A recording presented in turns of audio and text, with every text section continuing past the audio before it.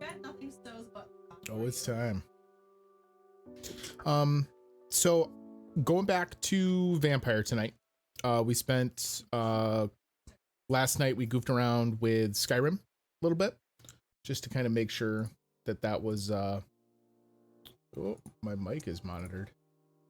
Just to make sure that that was working and kind of there's like a backup game. I know we did the Vampyr the Masquerade visual novel, Vampyr Coteries in New York. We did that a couple nights ago. That's still on pause as well. That was there because we started so late in the day. I'd like to get through Vampyr. Obviously, the goal of the channel is to get through the backlog, and I can't do that if we're still just skipping from game to game to game. Like, that's kind of the behavior that made my backlog as big as it is now. So we're gonna dive back into Vampyr here. Let's see here.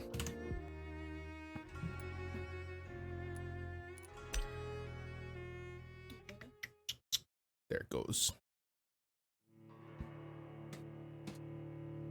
So we're not far. We're, I think, kind of, we went off and explored a little bit, but we're still primarily like in the almost in the tutorial phase. Where is it? So we did chapter 1 to kind of like get established. We defeated that first vampire and found our new position at Pembroke Hospital, and we've done a couple things in Pembroke. And met many of the denizens there. Where's our list? So we're in the docks. This is the Pembroke Hospital staff. Well, mostly staff, some is patients. And then we basically just vamoosed. We like pieced out. We had some leads we wanted to follow. I ran back over to the docks because we had the curative agent to help out Dyson. And then while we were over here exploring, we also threw a couple more goodies down. And remember, we had gotten tripped up. We had that urgent issue where this guy was being attacked by ghouls. So we had to get that sorted before we could end the night, so that we didn't wind up in a position where we had him killed. But I think we're going to go back to more main quest stuff here. The big thing keeping us had been the guy who was in distress, so we'll get back on track with the quest here. That's the leader of the Wet Boot Boys. All right, we gotta get out of the docks. We gotta get back over to the hospital. That's kind of step 1 here. We should have a pretty good heap of experience when we finally settle down for the night. Is there a... It's the Western Docks. Yeah, I gotta keep going down this way. That's the guy who loves his mom. I can feel it coming in my bones. Hatred. A wave of bitter death. Oh no, we're not headed back to the hospital. That's right. We found out that the one nurse, well, I guess we're gonna go from the hospital, but we found out that the one nurse has been doing some shady side dealings. Remember, we chased that guy down into the sewer.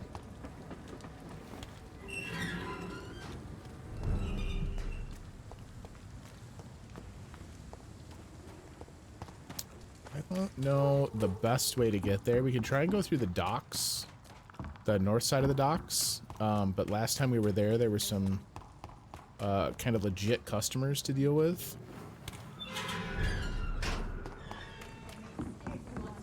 Let's do this. I think there's a way for me to just get across the canal here, if I'm remembering right. Can I? Oh, it's from the other pier. Yeah, okay. So this gets us to the north docks, and then if we just go hard right, I think we're in Whitechapel.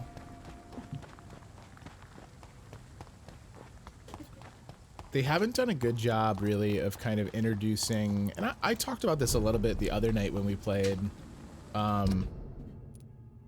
There's a little bit of a disconnect because of just how good... It's elite! Kill it! Because of how good their environment design is, some of those like cues you're used to. Well, that's right. We're using the stamina is nowhere near enough to flurry guys. Some of the visual indicators you would normally use to kind of see like, oh, this is where I'm gonna go. This is where my next destination is. Ow. I haven't played in a couple days. Is the game audio super loud?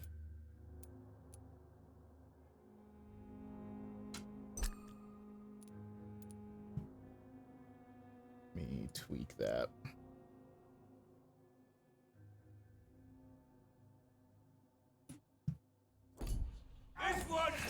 Julie, I know you're in chat. If the game audio is super, super loud, let me know. Get a couple of heals off.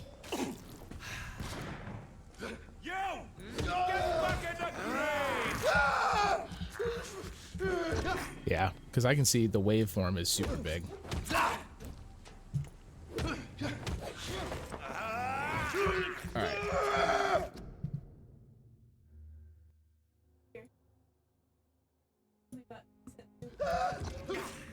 Yeah, I'm just trying to get the level for the game audio to kind of sit tight. It was up way, way too loud with the settings on the OBS. So I just tweaked it and lowered it. Now it's just, next time I get into combat or something crazy starts happening, if it's so quiet or like a dialogue, just say something in chat and I'll be able to see it. Anyway, what I was saying is I've kind of had this regular issue with this game where their level design doesn't give any of the indicators that are normally used as like a world building tool by game developers to tell you where to go, right? Which is, I mean, it's nice because it kind of affords kind of some cool storytelling moments of like wandering and coming across something that maybe we shouldn't have, or just something that's off the beaten path, right? But it gets frustrating when you're just trying desperately to do something to progress the narrative and literally can't figure out where to go. So like here, I checked the map, there's a road, I can go this way. It's locked, all right. But the door's locked. We gotta go back and go through the hospital. So I'm sure some of that is still due to the fact that it's so early in the game and I've kind of intentionally been abusing the systems a little bit to play off rails. And kind of do what I wanted. So, I can't throw that at the feet of Donod when I'm out here playing this game like it was Skyrim. That's not fair. But yeah, it's definitely just something I've noticed, because even in the morgue, we were kind of running in circles a little bit. But that's fine. I'll play by their rules.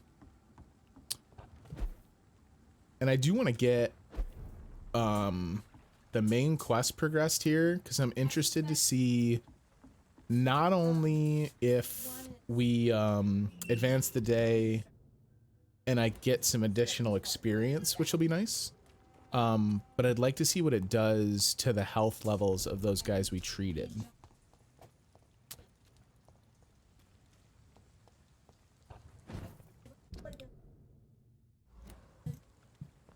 All right. Cut around here.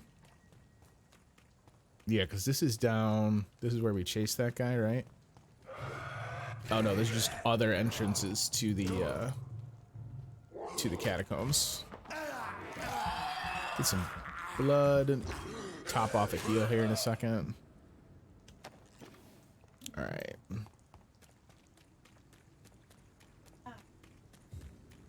All right, so this is the hospital. When I get back, I'll have a word with Tom. Yeah, you can have a word with Tom all you want.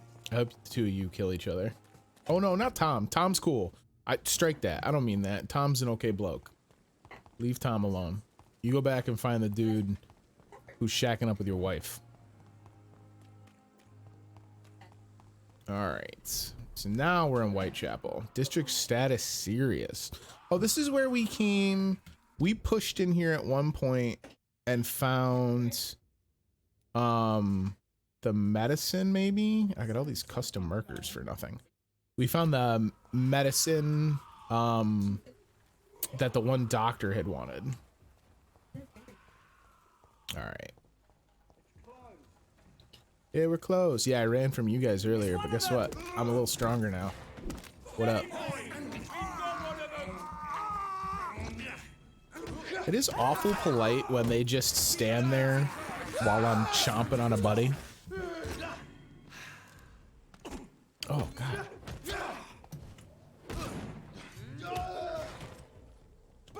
Feed again. Oh, I'm forgetting about... Yeah, I got those claws. I mean, I didn't like it. I got shot. I don't know that you like it either. Oh, bludgeoned to death. Didn't like that, did ya?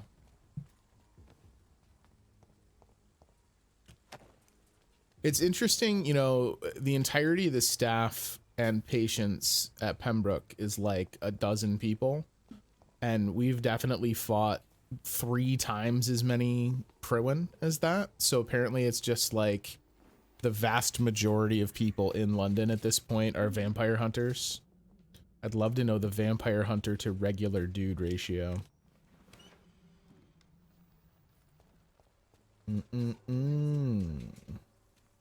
All right, so we've got a note that says that we can get some medical attention. What's this? Would you like to know more? Guard the freedom of us all. Join the Royal Fleet today. Would you like to know more? Ask at your nearest recruiting office. These are all just going to be the... Yeah. There's so many of those all over the city, and they're almost never different.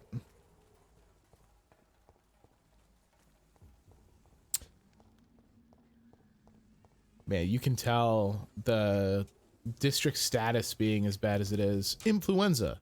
Frequently complicated with pneumonia. Oh, hey, buddy. I was trying to learn about influenza. What a jerk. All right, so we have that teleport ability, right? Don't I? I thought I did. Whatever. Oh, there was another guy I didn't see. Oh, we have no blood. That's why? No, we had no stamina. This is definitely much different now that we've got the cudgel and we're able to get people stunned without having to worry about the offhand. So it's 4. That's what I bound it to. Okay. Oh, yeah.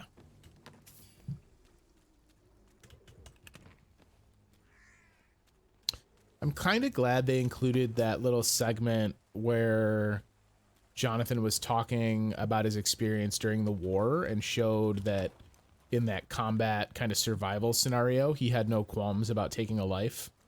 'Cause it would really make the constant attacking of Priwen members awkward if we were just sitting here dealing with the fact that I'm a committed murderer. Whoa. You're like the dude we killed in the sewer. Oh, just significantly weaker.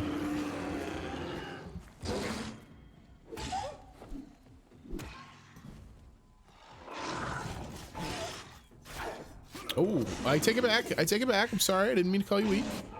I apologize if that was offensive. Oh, no. Well, look, that's what we get. We deserved it. We acknowledge it.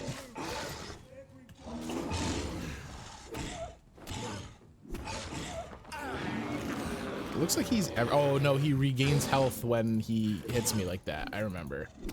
Because that's what made the boss fight take so long. There we go. Alright, so definitely gonna need to get some blood. Like that one, right? Like, I don't care if he has the most stringent Hippocratic oath. Like, obviously, he's going to murder the werewolf-looking thing. To the citizens of London, curfew, official health warning. Curfew will be sounded at 9 p.m. by the church bells. All citizens must keep off the streets from that time until 5 a.m. There's a double F on that from they missed. Until further notice, a citywide curfew has been implemented. It is imperative that you wear your mask to prevent the spread of infection. If any member of your household becomes ill, inform the authorities immediately. Due to the curfew, not opened after 9 p.m. Where possible, vote by mail. All right. So she's like right up here. It's gonna be kind of an awkward conversation. Oh, more Pruin first. Hey, what's up, guys? All right, we need blood.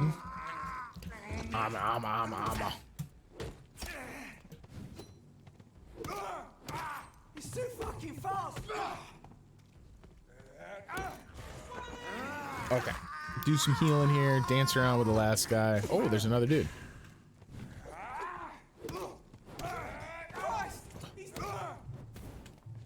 Oh, he's got the fire too. All right.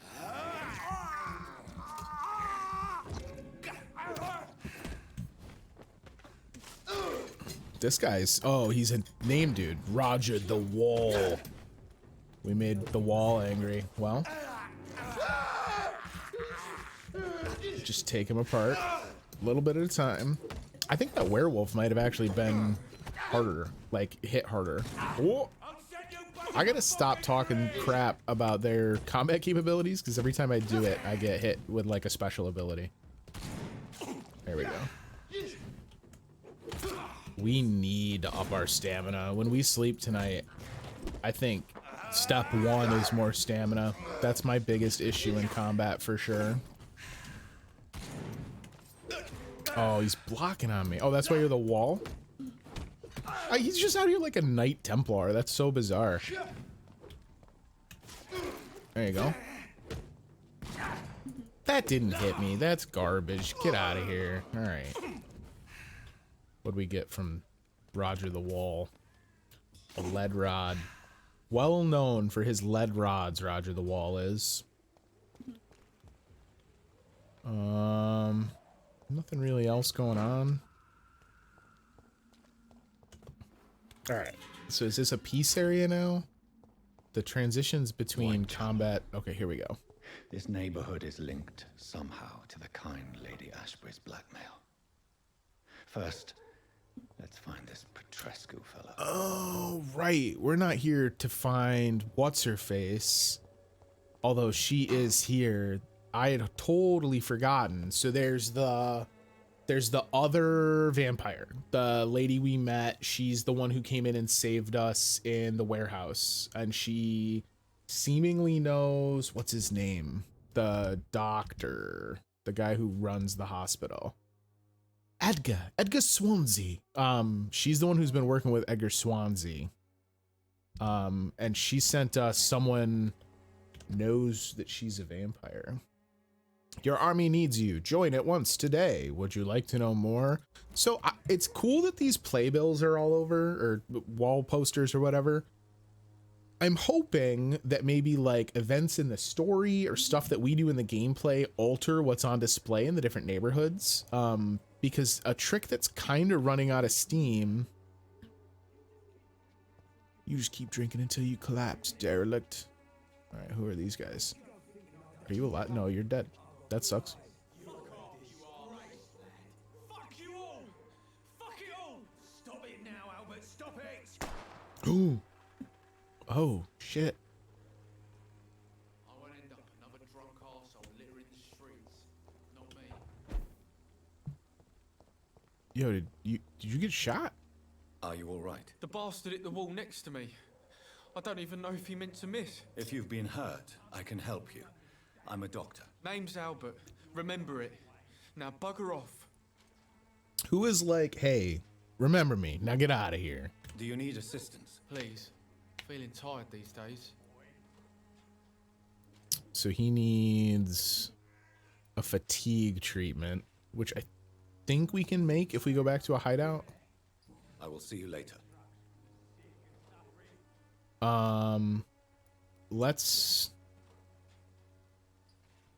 Let's do a big conversational roundup after we progress this story quest. because I don't want to get like, that's 3 people we just ran into. I don't want to get so sidetracked we don't even trigger this. I feel like probably this district will open up a little bit after we've done some of this. But God, this place is a shithole.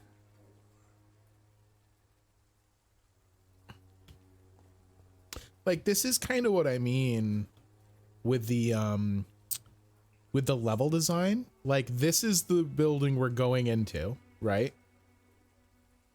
The building across the street is better lit, right? It has kind of a little bit of luminescence on even the bottom floor. And the sign is more legible. This one looks like the throwaway building. What do you want? Leave me alone. Good evening, sir. I'm Dr. Reid. I'm looking for Nurse Dorothy Crane. There is no Dorothy Crane Which here. kid? The one in the lie. I'm sewer? afraid this medical leaflet says the opposite. Or the guy who was trapped by the ghouls? Well, I'm afraid I'm going to close this door right now. Go bother someone else, Mr. Doctor. To enter that house, I must discover who this man really is. Maybe I could start by observing what he's up to. Interesting. All right, we can do this. Oh, he's got bronchitis, so what he's up to is coughing. He's doing a lot of that.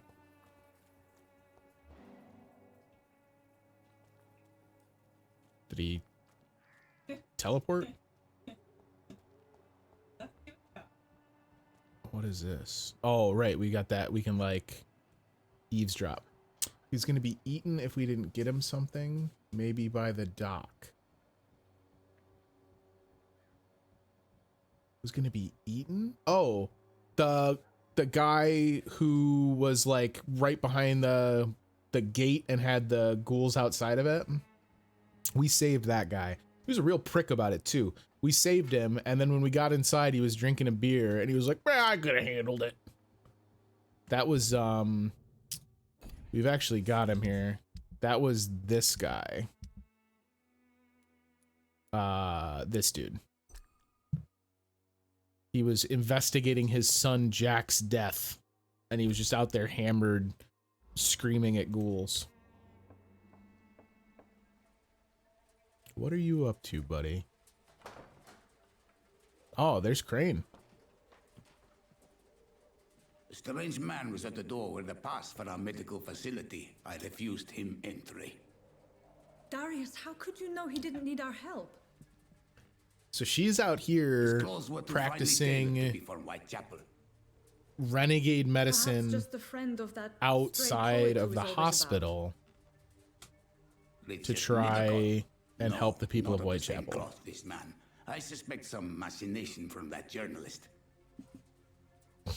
Clayton Darby. Is he still asking questions? Yes. I saw him drifting around St. Mary's Church. I swear he is tracking me just downwind. All right, well, let's go find this Clayton Darby fellow. Darius is the right arm of Dorothy Crane. Now, we got to be careful with Dorothy, because she's the pillar. They haven't really explained the pillars thing yet, but obviously I we must don't talk want to that to be bad. journalist or the poet. They must know about Darius. Nearby the church they just mentioned. All right. So this appears to be neither of them. Just a guy. Price, good quality. Oh, you're a vendor, you say? Welcome, sir. Please take a browse of my wares. I am Dr. Reid. I would like to ask you a few questions, if you don't mind. Doctor? Interesting. I'm Barrett Lewis. Usually I don't have time to waste with talk, but at this hour of the night I can hardly refuse. Do you need medical Do assistance? you need help, sir? I only need you to purchase something from my shop, sir. This guy, he's a legit businessman. Right then. Show me what you have. Oh, yes, doctor, I've got a condition. Me pockets are light. All right, so this guy sells some of the handle parts that we needed to upgrade our weapons. He's got a lot of just bits and bobs. So this guy sells random knickknack shit, like screws and springs he's pulled out of furniture, but then he also sells chemical compounds. Who is this dude? Oh, my man's got a whole bunch of opium, I'll tell you that much. Alright, we don't need anything from him. Once we activate the safe house though, I'm gonna want to try and get a cure for that guy, for his bronchitis. That might help too. Forgive my interruption. Do not apologize, my son. Father Tobias Whitaker is always happy to teach mortals about the incoming Armageddon. I am Father Dr. Tobias Jonathan Whitaker Reid, speaks in third and person. I just have a few questions. A scientist? You are much more lost than I thought, my son. Yes, I'm lost because I'm a Don't you scientist. fear getting sick yourself? I've been touched by God's grace. I am perfectly healthy. Oof. This also I've had wasn't the enough guy for though. tonight. Goodbye. I like how this dude told me he didn't believe in science and that he was touched by God's hand and was therefore free to avoid the plague. And Jonathan Reid was like, all right, well, I'm gonna head out. All right. So one of them's back here. Oh. I don't understand. So like sometimes I'm just in a I mean, I guess it's the gates, right? Like I keep acting surprised, but it's after I've just walked through a gate.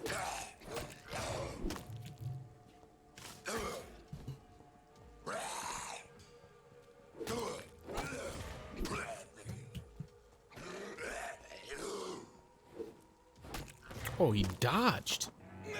This guy's a prize fighting champion.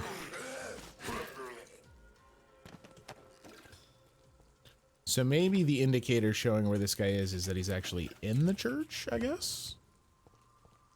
Does the church have a side door? Not that's available. All right, back out front.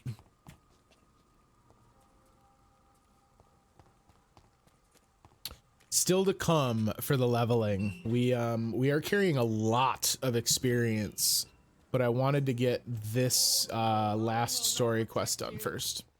Oh, maybe he's not in here? Yeah, okay, Father, thank you. How do I get in your church, bud?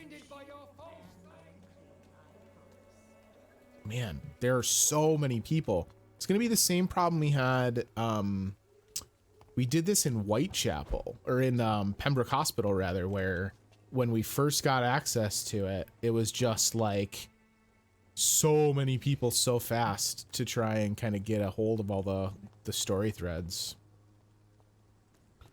That's all right though. A flower bouquet. A small flower bouquet with a voucher for a free medical checkup hidden between the flowers. If you are sick, if you have no money, whoever you are, wherever you're from, come see Dorothy to get help.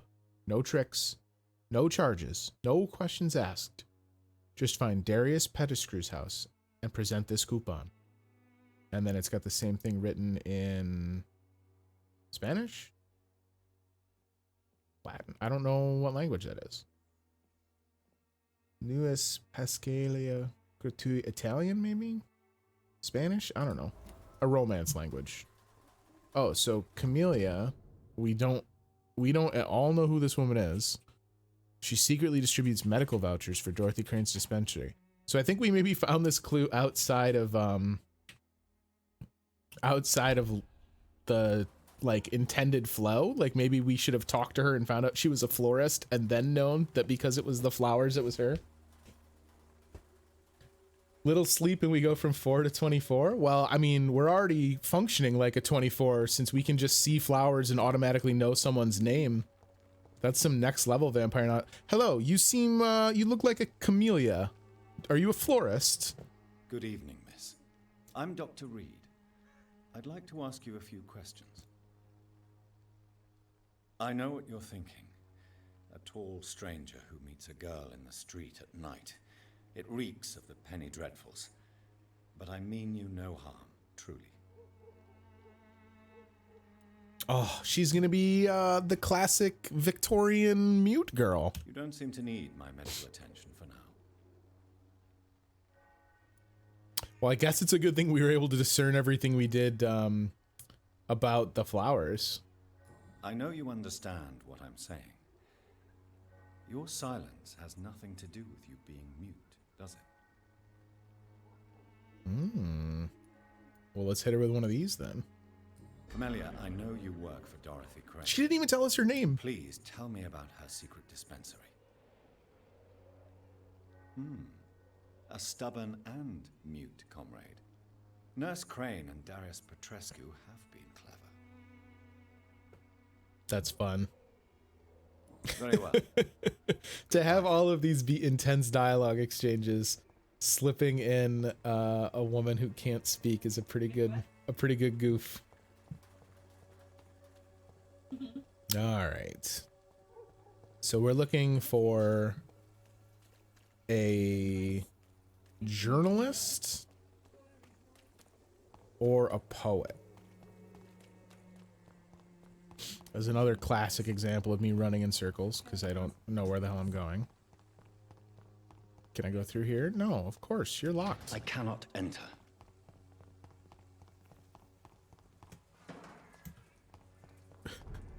If you're mute, please don't tell anyone, but I'm stealing springs from this trash can. Oh, you're level 14. You're a little higher. Oh boy. Did he just say he was gonna say, oh my god! Yo! Homeboy's a legit cleric. He's over here using turn undead. Alright, gotta go. Gotta go. Gotta go. Don't mind me. Oh, well. Have a good time, gentlemen. Just out for a constitutional. So it's interesting, right? So we've seen a little bit of conversation in one of the pro-in journals about holy relics not being effective unless they are wielded by someone holy, which is what happened when we first met Edgar Swansea as well. He was able to brandish a cross at us and get us to stop dead in our tracks. All right, stop going through gates. Go find humans. So I'm supposed to find someone in the area. It's probably this dude that we saw knocking on the door and sniffing around, because that's very journal-y. That would be this guy here, right? Yeah, because he's also dressed a little bit nicer, and that's what Darius, what is it? Darius Petrescu? Yeah, that's what Darius said when we were talking to him. Excuse me, sir. Are you familiar with this part of town? Name's Clayton Darby, reporter. Sorry, I'm new to Whitechapel. But perhaps you could help me since you're a journalist. My name is Jonathan Reid. Dr. Reid, the famous surgeon. I'll gladly help if I'm able, sir. Ooh, what is yellow? First things first, Clayton, it's a pleasure to meet you. I would also like to know your intimate medical details, please. Do you need assistance? That would be nice of you, Doctor. Who knows what I may have caught during my investigation. Was that him? Oh, he's fatigued. Man, y'all need to learn to sleep. I ain't got no fatigue medicines. I should just stock up on 5-hour energies and just hand those out. Why are the newspapers keeping silent about the Spanish influenza? It's as though none of you care. There's a war going on. Ooh. People shouldn't be demoralized by news of deadly diseases. That is outrageously irresponsible. It's a disgrace. People are left to die alone. No one is properly informed of the risks. These are bad times indeed. So much for the glorious British Empire. So wait, so you're on one hand, you're gonna poo-poo the glorious British Empire, but on the other hand, you're intentionally suppressing news about a disease to prop up the British Empire? None of that. Well, I mean, I guess you're just a journalist, not necessarily the editor, but that seems a little garbage. Not afraid of getting out at night, huh? Have you any idea of the danger you face in these streets at night? I've had to run and hide more than once from frenzied mobs incensed by the fever. Do you think the flu is really responsible for this, Doctor? There's a rational explanation.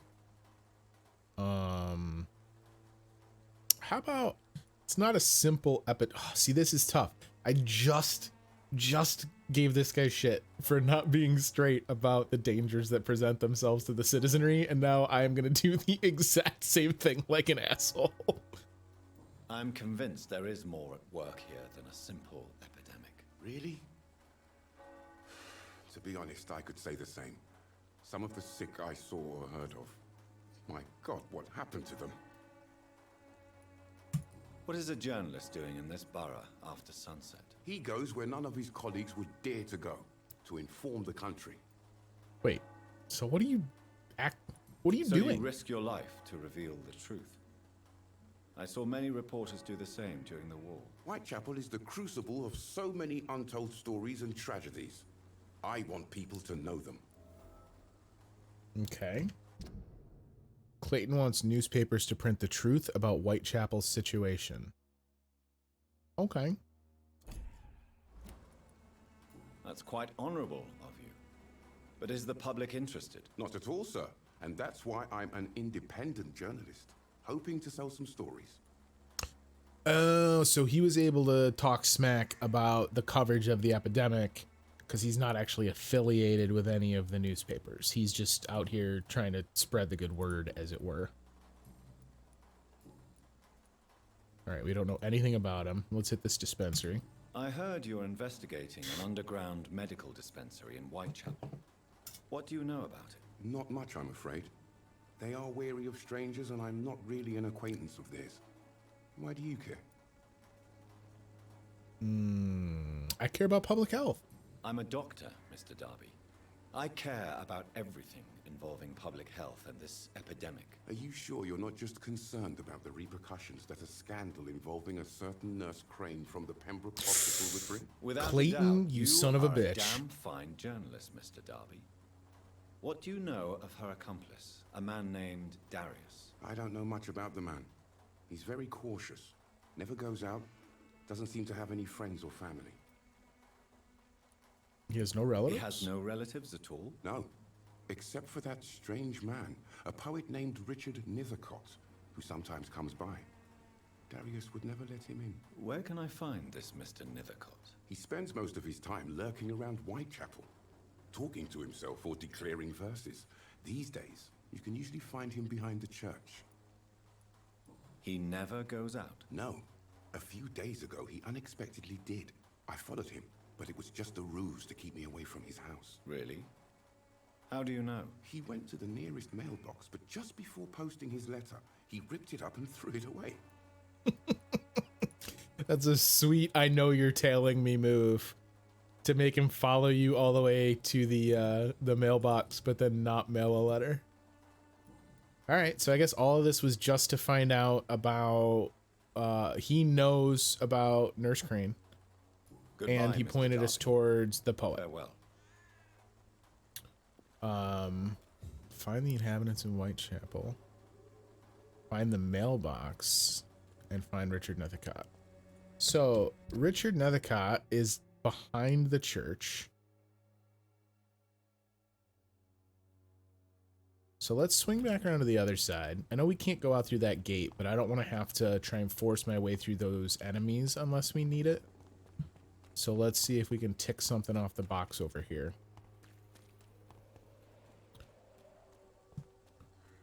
And then round up a couple of these conversations and take a nap. I need more stamina. All right, so we're looking for a mailbox. Oh, this gate's open now. Oh, wait. No, it was this gate that we couldn't go through. This one takes me in a totally different area. All right. So what does a mailbox of the Spanish... Oh. The Spanish flu era had mailboxes that look like bollards. These look like the thing you would put a cigarette out in as you're going into a building. Darius Petrescu's letter. My dearest, most beloved children, I am so sorry you have not heard from me for a few months. The situation in London has been difficult. I know it may sound selfish and silly when you, my children, are still living in a country consumed by war. But there is also a war going on here in England. A war against poverty and against injustice. This is a war I intend to fight despite my advanced years. This is why I'm writing to you today. I won't be coming back to Romania. That probably means I won't see you again before I die. Don't be sad, my darlings. You are grown up now, and you have children of your own. You know the sacrifice we sometimes must accept to make the world a better place. This is one I must make now, to feel useful one more time. I wish you a long and happy life. Kiss my grandchildren for me, and remember that your father loves you all the way from this cold, damp country. I am, as ever, your loving father, Darius Petrescu. The content of Darius' letter to his children could give me more leverage to enter. That's kind of a callous way to think about it, but I'm not going to disagree with you. Does not want to see his children anymore to avoid being a burden to them. That's not how I got that. I got it as I'm an old man, I'm up to something that's different, and now I'm not going to be able to make it back to Romania at any time. But, like, sure. Your take works too, I guess. So the Whitechapel Old Road. This is the one that we got jumped on. Okay. So I had it backwards. This is the one we want to avoid. Which we will do so after I get some free blood. Bye, guys. What do you mean? I didn't do anything of the sort. What are you talking about? Oh, shit. I gotta stop rubbing it in on them. They're gonna make me pay for it. Alright, opposite side of the church is where we went through, and we're fighting the guys that were more like 10 and 11. So we'll go do that. Sounds like back behind here is where we will find our poet.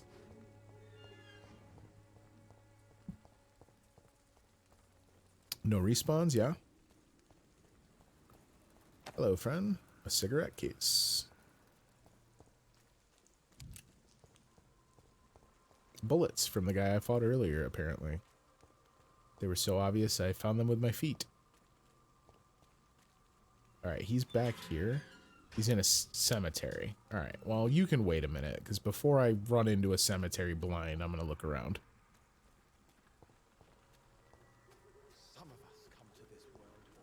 Alright, well, you can wait exactly 0 more seconds, because there was actually nothing else to do.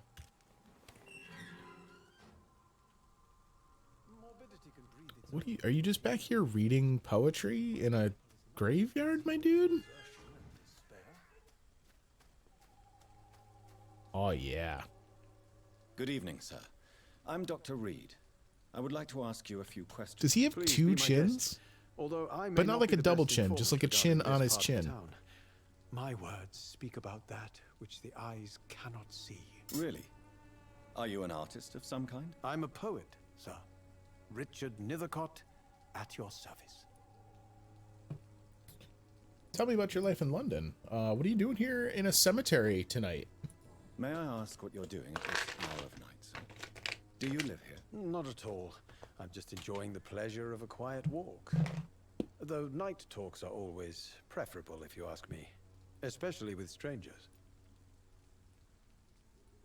But are you not afraid of the epidemic? Oh, why should I? I see some equity in the Spanish flu. No flesh should be saved, say the scriptures. Good or evil, rich or poor, all are equal in the eyes of the flu. If you say so. But as a physician in a time of epidemic, I must caution you to avoid unnecessary exposure, sir. Thank you, Doctor. But we both know the seeker of truth has to go boldly where the weak dare not. I'm already exhausted by this guy. What are your thoughts on the terrible situation in this city? Terrible, you say? No. Of course, the death of so many innocents is a tragedy. But the scourge has not been all bad for the city. Oh, no, sir. What are you talking about? Do you remember London before the flu? Noisy, cacophonic, quiet nowhere to be found. And now, listen to this oddly peaceful silence. God, this guy is a weirdo. My mother loved poetry. Perhaps your words would have touched her sensitive nature. I only see a dreadful disease. Most people fail to understand my perspective. I don't blame them. But how could I call myself a poet if I veiled my feelings? I want to punch this guy. It's weird sometimes. There's a little bit of the Mass Effect, like, dialogue discrepancy, I guess, where, like, I would have assumed when he was describing how it's kind of nice how the plague has quieted the streets of London that Dr. Reid would be pissed, and his response would be equally pissed. And instead he was like, "Oh, your words are sweet. My mother would have liked them." That's just such a, like, I don't understand sometimes. Are you aware that your life could be in danger in this part of town? But this is where I must be to feel the real beat of the city. I had to come, see it for myself, alone. I understand your need for solitude, but it's not safe around. So far, care. my I don't top have many pick friends, for Doctor, Whitechapel and my snack family is this despises guy. me. If some misfortune came upon you, who would be here to help you? Well, you for a start, my dear doctor.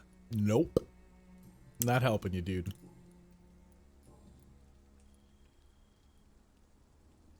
Tell me, Mr. Nethercott, why seek inspiration in Whitechapel? The place is not beautiful per se, but how to explain it? Stirring and challenging. Do you not think it a little morbid? On the contrary, sir, Whitechapel is full of life, full of beauty. Just like my dear muse, the wonderful Camellia. What can you tell me about Camellia? Not much, and that's the beauty of it. She can't speak, you know. She's a locked mystery who exhales kindness and sweetness. Does this guy... So, okay. She's like a muse to Richard Nethercott, who sees her as a locked mystery. So, does this guy have, like, the, like a disease where he is super overwhelmed by noise? Because he's like, man, I hate how noisy London is, but also I love that mute girl. Perhaps you're just afraid to find out the truth about your muse. One day, perhaps, I'll ask her to come with me.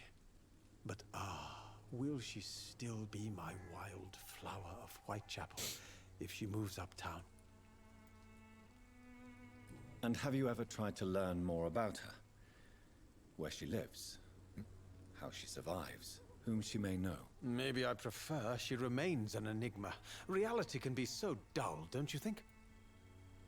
So you're not actually interested in her, just the romanticized mythos you've created around her. In what way, exactly? This guy's a real piece of work. Gaslight, the barren smiles and the added hunger under the rain. If you say so. Such vibrant antagonism and vivid paradox. The stripped humanity raged across each street. Vivid, of course, yes. And what about the poignant distress? Oh yes, the poignant distress. Oh, You see yes, what I mean, don't correct, you? correct. That's what I want to write about, and that's what Whitechapel is made of. Did you know the mute florist is a member of a secret society? No, I didn't. But I thank you for this information, sir. For it only enriches the mystery surrounding the precious Camellia. Are you not curious? Is there not more you wish to know? That girl has not an ounce of malice in her. Whatever she may be hiding, it's certain to be for the benefit of most, if not all. Okay, that's the first decent take about her I've heard. I fear you are a hopeless romantic, Mr. Nethercott. Guilty as charged, Dr. Reid. Ugh. I think that's all the non-quest stuff we had for him. Yeah, all right. So, tell me about Dorothy. May I ask you a few questions about the district? Extraordinary part of town, is it not? I'll be glad to help you, if I can. I'm looking for Dorothy Crane, a nurse who lives in this vicinity. Dorothy Crane. Oh, I love the name. The Crane of Whitechapel. Sounds very mysterious. But, sorry, no, never heard of her. Ah, but what about Darius Petrescu? What can you tell me about an old man called Darius? Darius Petrescu. Yes, I know him. At first, I thought he was only a small publisher. I invited him to publish my work, but his reaction was pretty clear. Not interested in your talent? Darius is an old political activist who takes delight in printing tracts and lampoons. Those communist activities only require mediocre writing skills. So Darius is a former Romanian political activist. He's distancing himself from his children, and he's the one who has kind of set things up so Dorothy can run her secret clinic. Really? That's it? And this guy hates political leaflets because they're communist, apparently. Darius is a bit less of a mystery now. It should not be that difficult to incite him to let me in. Well, yeah, we're just going to use our, like, voice command thing. Do these show up? Not really. I was hoping those were maybe more visible when we had our vampire vision on. Because that... Ooh, editorial refusal letter. Oh, this should be fun. Where is it? Editor refusal letter. Sycophant Publishing Limited. Lavender Court, Camden Street in London. Dear Mr. Nethercott, thank you for sending your book of poems, Songs from the Defeated City, which we found as interesting and profound as we told you the first time we received it. Alas, in the terrible times our country is currently facing, you must understand that such title would be totally inappropriate for any publication. Thus, since you still refuse to change your title and demand the full publication or none of your work, I'm sorry to announce that Sycophant Publishing chose the second option. With kindest regards, A.G. Morris. It's interesting, because that almost makes it sound like he's never succeeded in poetry. But that publisher, the letter from the publisher almost makes it sound like if he had compromised on the title, they may have indeed published it. So it's an interesting thought that maybe he is a talented writer, but he's just so hard to deal with that he's never gotten anywhere with it. Let's see what happens when we press him about the letter. Mr. Nethercott. And good evening to you too, my good sir. Can I be of any help?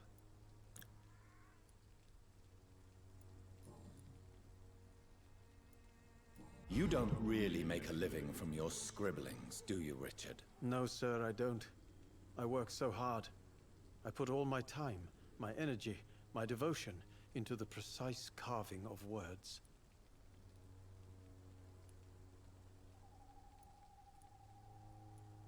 Still, you don't seem to suffer from poverty. With thanks to my parents, actually. Oh. I'm afraid I would not be able to live on my own without their help. You seem embarrassed. Someday I hope to proudly offer my first publication to my parents. Until that day, I'll remain the failure of a son they have to support. I mean, look, part of me feels kind of bad, right? Richard feels guilty about depending on his parents' financial support. Like, good on you, you're chasing your dreams, whatever else, but like, also, you're kind of a pompous dick for a guy who doesn't even pay his own bills, my dude. I'll leave you alone, sir. I'm gonna leave you alone. You have a full blood meter now, and I do really love the idea of chomping down on a tortured artist at midnight in the cemetery of a church. Like, that's... If you're a poet, like, I think you would appreciate it too. Nothing cool over here. So literally we had to do that big loop around just so that I could then unlock this gate. And now we're going to exit on the opposite side where we tried to go earlier. So that's cool. Let's find our way back to Darius. There's also the matter of this hideout, which again, we might go crash at and advance the story and level up. But before we do that, I would like to go in and craft some more remedies if we have the materials. Because then we would be able to treat a couple of these guys before we end the night. Good quality. Come on, take a look. Don't be afraid. Full moon or new moon? Oh, for chomping on our poet friend?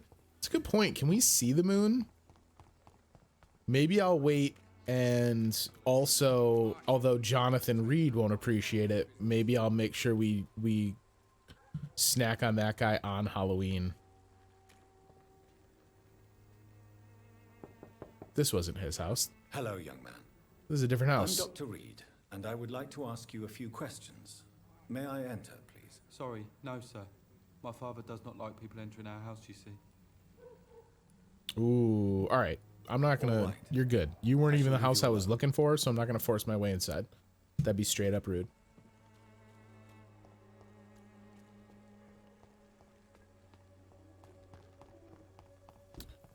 All right, back to Darius, armed with what I'm sure are a couple fun vampire mind control prompts. Mr. Petrescu, just 1 minute, please. You again. Go away. Ooh, what'd you make? What'd you make? Is that the leftover soup? It smells good. So we don't... Oh, we don't have a good enough mesmerize, so I can't just straight up force him. Sir, wait. Stop this nonsense. I know Nurse Crane is here. Shall we speak man to man, you and I? All right. Speak up. Don't you see we're on the same side? We fight to help the poor, sick, and abandoned. I'm nothing like you, Mr. Doctor. Yes, you are. You too believe in providing medical care without charge. You know what we have to sacrifice to make the world a better place. I have to admit your words have conviction. All right, I'll let you see Dorothea. Damn it, Darius, Don't we're just make me alike. I regret also this. wear my hat in the house.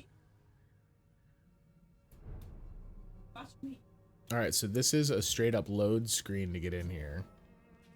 So I'm kind of bummed out. So we learned a little bit about him. Our mesmerize is still super low because we haven't been leveling. But like, I didn't even use any of the information I found to get entry. I legit just stood at the door and was like, but Darius, shouldn't ya?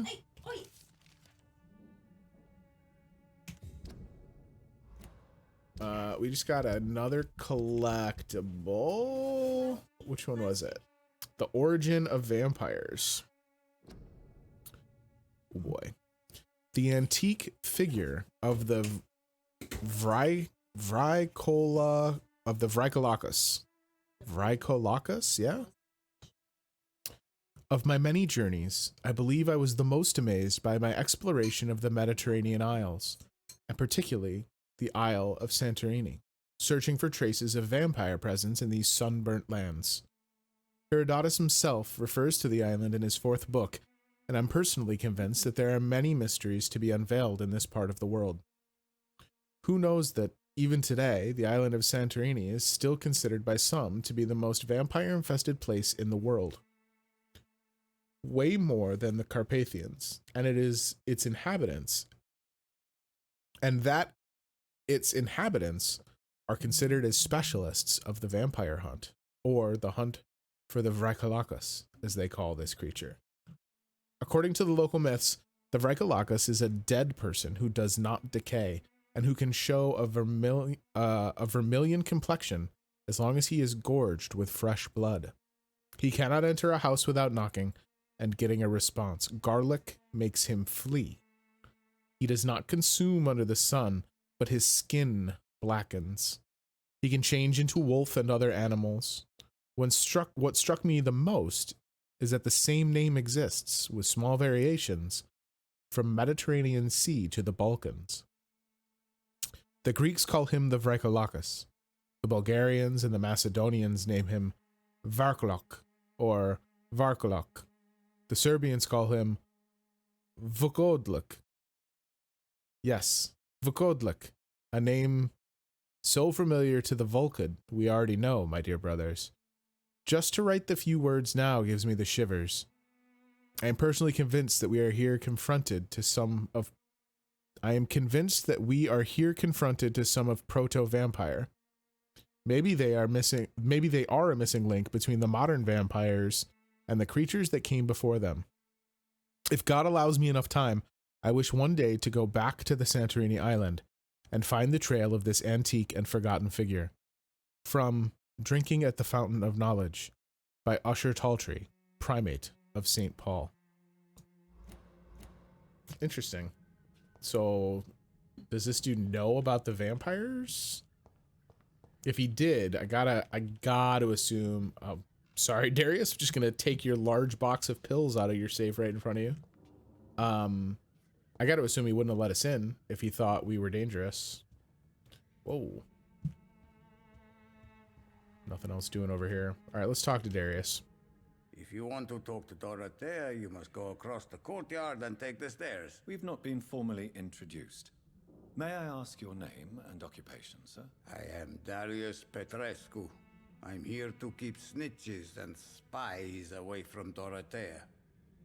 And I also run this little print shop. Aside from your name and occupation, may I also know your medical status? Do you need some help, Mr. Petrescu? I am very tired. We're gonna sleep right after this conversation with Dorothy, I don't Julie. need you, Doctor. All right, so you're what? You're fatigued? No, we know you have bronchitis because I smelled it on you. Well, if you feel all right, that's fine. So Dorothy's real name is not Crane. Like myself and many people in this area, Dorothea is from occupied Romania. That's all you need to know. She seems important to the community. More than you can imagine. The West End does not want to hear of Whitechapel's misery. Dorothea is one of the few doing something about it. Did you refuse to publish Richard Nethercott's previous works, Darius? Yes, his manuscript is as pompous as he is starched. Now there's a man who loves the sound of his own voice. You could Darius, have told I think you and I have more in As a common great than you think. writer recently said, politeness is the most acceptable hypocrisy. Tell me everything you know about Camellia, the mute florist. I do not believe in the afterlife, Doctor, but I'm almost convinced Camellia is an angel. She volunteered to give out our medical leaflets. Are you not worried for her safety? She is as brave as she is tough, and clever, too. If only I had met her when I was younger. Oh, Darius, come on. Don't be stupid. If I had met her when I was younger, we could have won our revolution. Who is she, really? Do you know where she's from? She's not from around here, that's all we know. Camellia is not even her name. It's her favorite flower. You say she has no close family. Well, there's that awful poet who constantly follows her around like a lost puppy. A good man for sure, but a very poor writer. Wait, why is this? Tell me everything you know. I do not believe in... Oh, okay. It was the same thing, just it didn't black out, or it didn't get dim. Do you have any family left, Mr. Petrescu? Children or grandchildren? Who knows? I have abandoned my people for so long, they might as well be dead. As dead as I am for them, I suppose. Don't be embarrassed, sir. If you must know, my own father disappeared many years ago, and I forgave him. It's quite awkward to talk about our families like this, but thank you, Dr. Reid. I appreciate your trust. It's one of the few NPCs that have, like, openly acknowledged how strange it is that within minutes of meeting Jonathan, he's like, tell me, the scar on your knee, you got that as a boy. About your childhood, who was your least favorite friend? This war won't last forever. Did you ever think of returning to your country now it's free? No. I have taught strength and determination to my sons and daughters. I'm an old, dying man who only has memories of better times to cherish. See, like, that piece of dialogue, I think, would have triggered him feeling like he's a burden for his children. But the letter, I didn't get that I from. know you fought for your country when it was occupied, Darius. Tell me more about it. I know my days are numbered, and I know I won't see my homeland again. But I fought for Romania all my life, and I will until my last breath. But Romania escaped the grasp of the Austro-Hungarian Empire.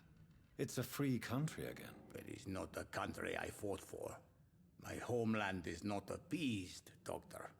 And I still see a dark future ahead for my people. How did you meet Nurse Crane, Darius? Why does she trust you? I'm her oldest friend in England. Dorothea and I share many ideas about this country and about the country we left. You mean occupied Romania, don't you? Even if not directly, I fought against your enemies. Really? Then perhaps you have more in common with Dorothea than meets the eye, Dr. Reid. Man, this guy is a tough Goodbye, cookie. Mr. Petrescu. All right. Let's go talk to Nurse Crane. Dorothea, you left this at the hospital. I just wanted to come say hello. Can I unlock this now? Yeah. Cool. So now I never need to go through Darius's house again. And let's check in on her little clinic. Can we talk to you guys? No. So these guys aren't additional NPCs. It looks like they're just some dudes. Grab a bunch of medical supplies before we trigger a conversation. Razvan, can you hear my voice?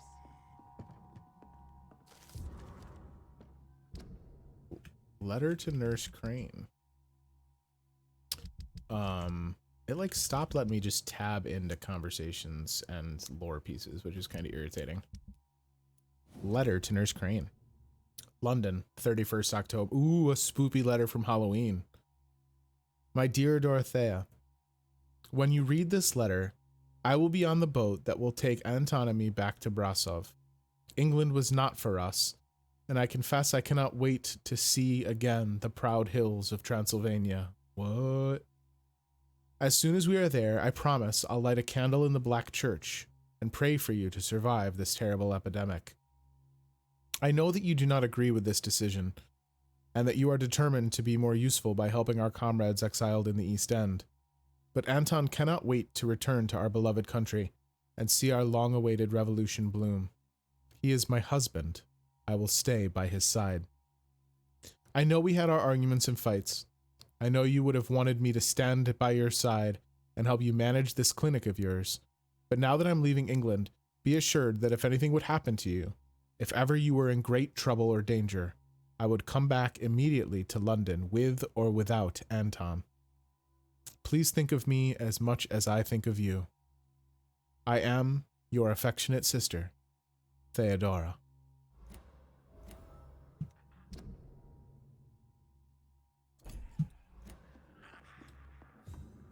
Interesting. All right. So we have tracked her across town to the poorest district in London, found the free clinic that she maintains at great personal danger to herself, and what have we done? Robbed it blind. Good work out there, folks. All right. Let's go upstairs and talk to her and progress this story. Oh, wait. But also steal from her. Uh-oh. Whoever you're treating over there, Dorothea, does not sound like it's going well. Okay. All right. I'm coming. What do we have here, nurse? Patient Razvan Vasily, high fever running on 3 days. Complaints of dizziness, muscle aches, and head pain. And he's Diagnosis wearing his influenza. mask. Good boy. Aspirin and salicin for the fever and discomfort. Liquids for dehydration, but he's having trouble keeping even water down. Thank you, nurse. Anything else I should know? He did lose consciousness this morning, but he's never had convulsions like these. He's not convulsing, he's choking. He's not getting any air. Scalpel. Hand me that scalpel. Are we gonna tracheotomy this dude? Doctor? I'm doing a tracheotomy. Here we go. Oh Lord, he's completely conscious. Short pipe. That rubber tube will do. We're going to cut a passage for air through the neck. Yes, Doctor. Oh. He's breathing again, but he's coughing up blood. Internal hemorrhaging. I need to make another incision into the chest cavity to drain the fluids from the lung. Prepare another tube. A thoracostomy. Doctor, we've nothing to fight the infection. We need an aseptic environment. Right then, Nurse Crane. What do you suggest we do? I've no idea. I'm not the doctor. Time is of the You're essence. pretending to be the doctor. A thoracic drain. Yes, Doctor. It was very courteous of them to not make me watch all of this. He's still bleeding, Doctor. I'm losing his pulse. The drain must have punctured the intercostal artery. There's too much blood. Are you all right, Doctor? Oh, I was just about to ask, how does he handle seeing all the blood? See.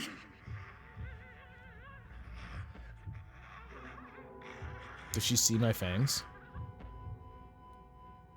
I must suture the artery. I must first suture the artery. Find the wound. The source of the blood. Needle and thread, Doctor. Good. The stitches are holding. I must have stitched that incredibly fast if we're already worried about how We've lost his steady pulse. they are. He's dying, Doctor.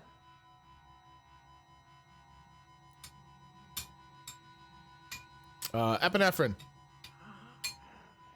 I've watched the medical shows. Now. Yes, Doctor.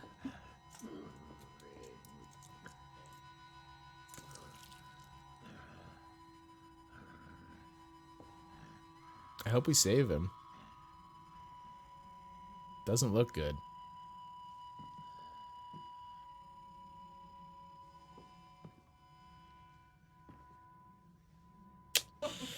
Well, we've lost the pulse. Damn it. He's some gone, doctor I am. We did everything we could. Truly? Everything you could. Is that how you'll report this in your log? Is this how the war went? Piling up one poor corpse beside the next? This was not an influenza-induced seizure. I've never seen symptoms like these on the continent. Neither have I. But the previous symptoms leading up to this attack were the same, indistinguishable from the epidemic. No. There was something more vile in these reactions. Something primitive. There have been numerous reports Something of mental straight up breakdowns caused by the vampiric. fever that accompanies the flu itself, Doctor. Yes, but I'd best take some samples of the blood for analysis. Two things that Dr. Reid is well known for across London already. Starting conversations with medical questions and just stealing people's blood. He just takes it for himself.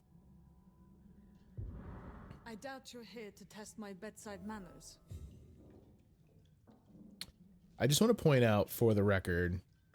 So, what was it? Razvan? Razvan.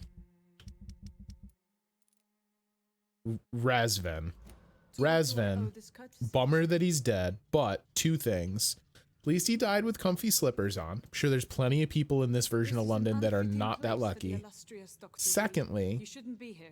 Thanks for still wearing your mask, bud. Like, Razvan can wear it even when he's dead, everybody. What's your excuse? Razvan was getting better with the treatment. It's locked, all right. Ooh, it's locked. Dorothy, I can't just steal your stuff while you're standing there scrubbing down, huh? I suspect it was more than intuition alone that led you to us. So, how might I be of service, Dr. Reid? Can't carry on with this. I've come to stop the blackmail. This is illegal. I mean, I know it's illegal, but I don't really have a problem with her doing it. We need to stop the blackmail. I've come to put an end to this insufferable blackmailing, Dorothy. Doctor, you think your warnings scare me? I've stolen and plied, blackmailed and lied, but what else am I to do? I'm all these people have. Yo, Dorothy spits hot fire. Those verses were catchy. But why Lady Ashbury? Why her, of all people? She's pristine and proper, all right. But that she-wolf in sheep's clothing murders the poor for sport. I have her where she belongs. and I'll milk her for all she's got. Yo, Dorothy does not play. Dr. Swansea is a sensible and honest man. He wouldn't have refused your friend's care at Pembroke. It's easy for you to say, Doctor. These people cannot go to the police, nor to the hospital. They don't even speak English. They depend on me for everything. So, the end justifies the means. Is that your defense? I know you're kind, Doctor. Just another fine-heeled, silver-spooned gentleman who was given the world on a platter. You know nothing of poverty. Nothing of the shame, the hunger, the loneliness. You've convinced me of the sincerity of your actions and their noble justifications. But all the same, blackmail is a crime, and it will stop, Nurse Crane. So, are you going to turn me over to the authorities? I look away, but you resign. I'm ending this right now. Oh, snap. There was another choice we could have had, but we don't know the hint required. Oh, no. Bummer. All right, well, I don't want to kill her.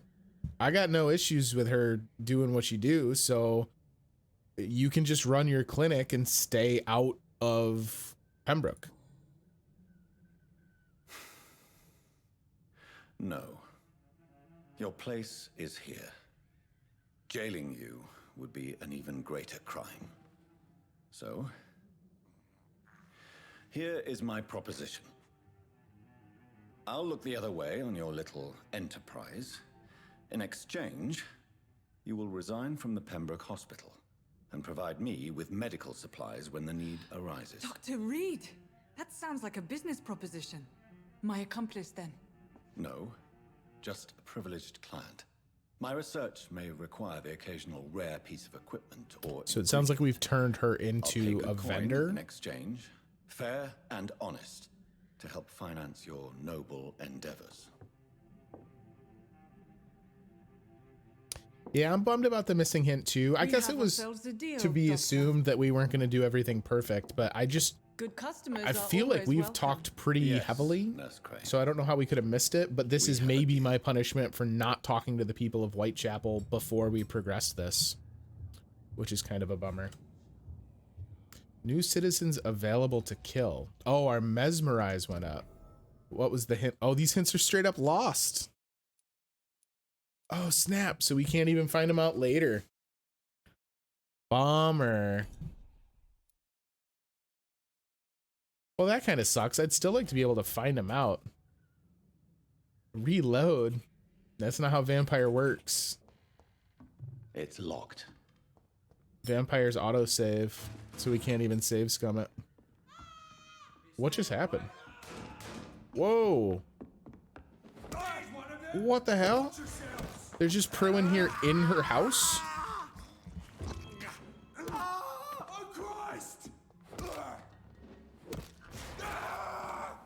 Good gravy.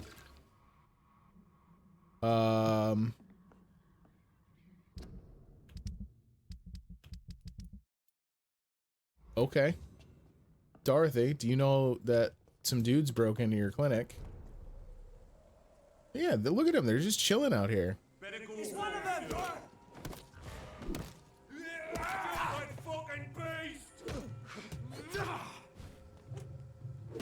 Over there! There's one of them! You know, if I was struggling earlier with the weird transition, like, to combat and social scenarios just based on a gate, walking back downstairs from a story notification, certainly not when I expect to get ambushed. Do some heals. Alright. Oh, that's baloney. There we go. I don't think I can sleep in her house. We gotta get to, woof. We gotta get to our safe house, but we do have one here in Whitechapel, so we'll go do that as soon as we're done here. Okay. Pick up some books. This is closed again. All right, they want us to go talk to Lady Ashbury. We are not. We are going to go sleep first. Darius, are you okay? Hello, Mr. Petrescu. Hello, Dr. Reid. Come on in. Okay. I didn't actually want to come in. I just want to make sure you're alive, but I'm glad you are. So, see ya. All right. So our safe house is just like right around the corner here in Whitechapel. So let's go do that. No, don't kill her. Where is it? Right here? Hopefully it'll be a decent level. I don't think it'll be staggering because we also haven't been doing like a crazy amount, like we haven't eaten any people. But we do have quite a bit. Ooh, my safe house belongs to the Dark Brotherhood. Do you see that red handprint?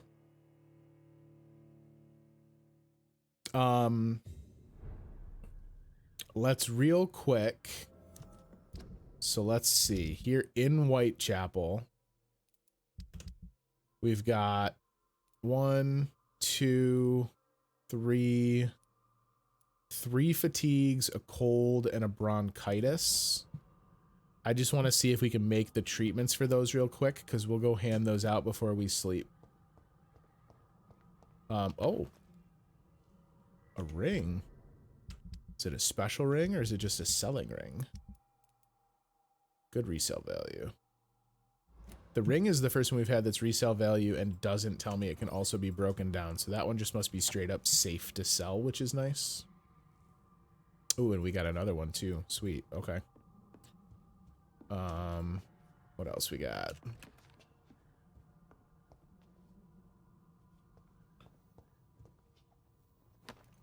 I thought this was like a bag of grain or something, and it is definitely a woman. So that kind of, I'm very sorry, miss.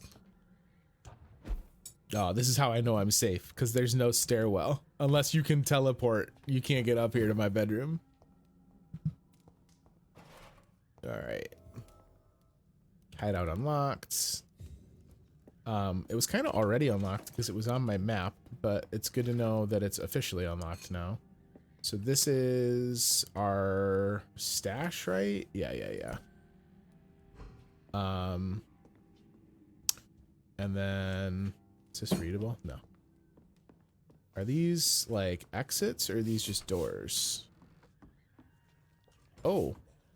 I feel less good about the sanctity of my bedroom now that I know that there's guys right outside of it. Oh, but the door says keep out, so that's fine. They won't come in. All right. So what did I say? We said 3 fatigues. 1, 2, 3 fatigues, a cold, and a bronchitis. So 1, 2, 3 fatigues. 1 cold. Can we make a bronchitis? We can make bronchitis. Okay, so we are eager to find out the results of our new level. But listen, we are a doctor first and foremost. We must go and cure the residents of Whitechapel.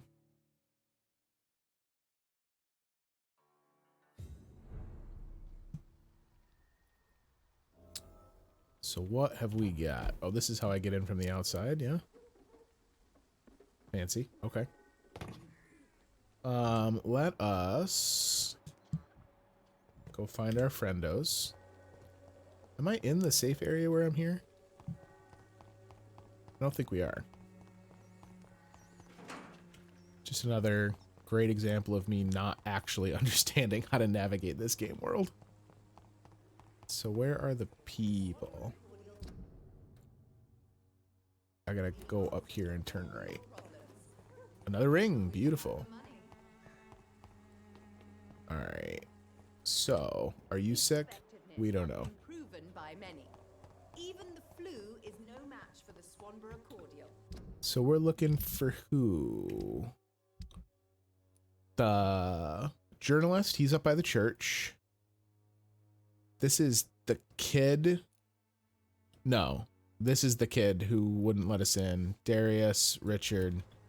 Okay, we got a little bit of running around to do.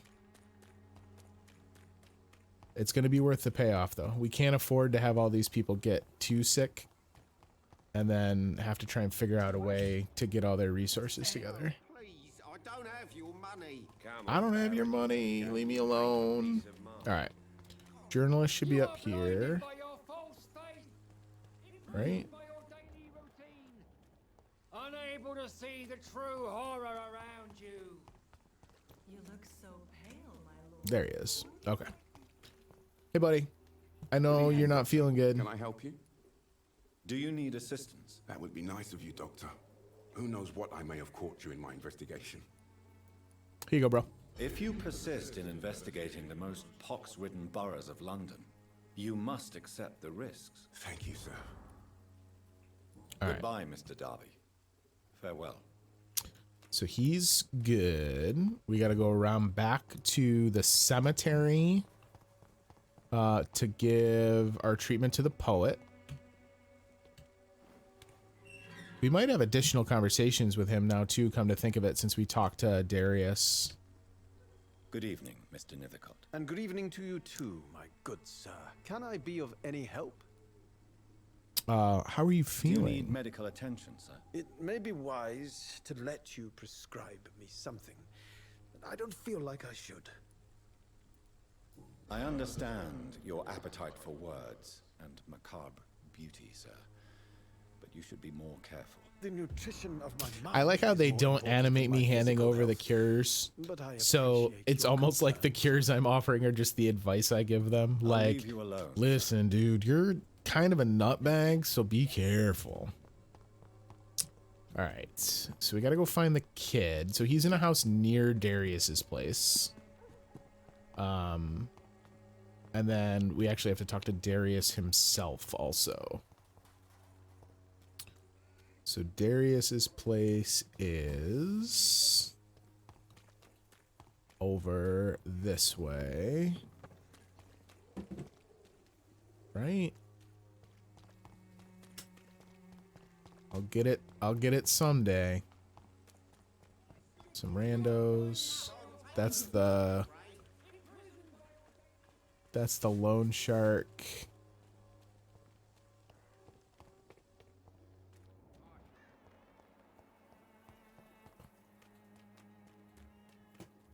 Yeah, so there's Darius, which means the kid was a little further up the road because the first time we went to his house accidentally instead of Darius's. All your problems. As long as you have Right? the money. The game really wants me to go talk to that, what I assume is a prostitute. Yes, exactly. It's like those lose weight through hypnosis scams. I'm just like, listen, you don't really have a cold.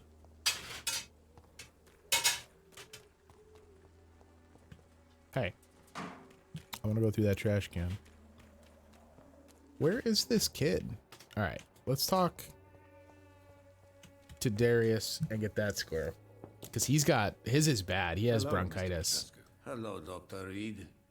Come on in. I actually, no, I don't need to come in. I'll just give you the... All right, fine, Darius.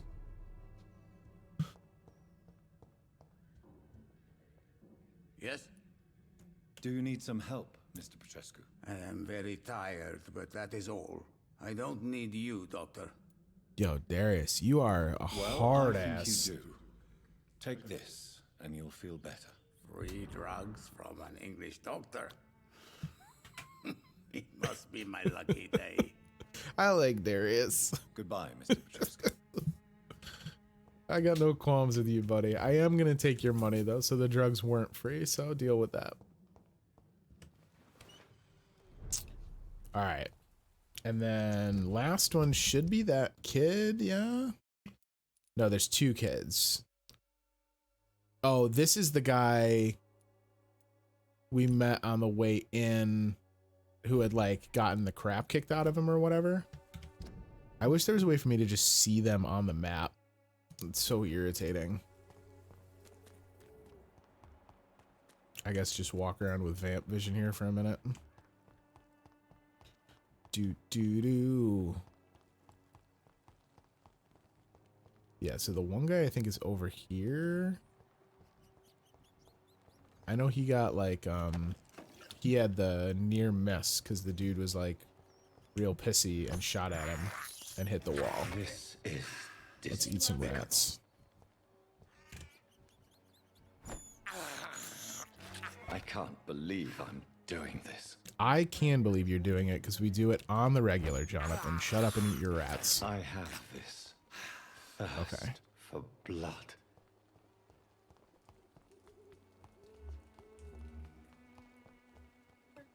Okay, so here's one of them. Hey, bud. How do I talk to you?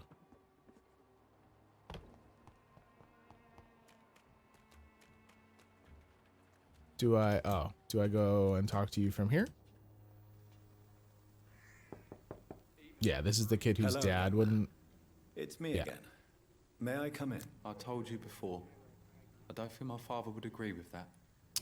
I don't disagree with you, young man, but I also know you're sick. Let me Your in. father is worried about you, boy. He asked me to look for you. So my father actually worries about me then? Okay then. Come on in. I'm Harry, by the way. Harry has the saddest voice actor that we've encountered so far.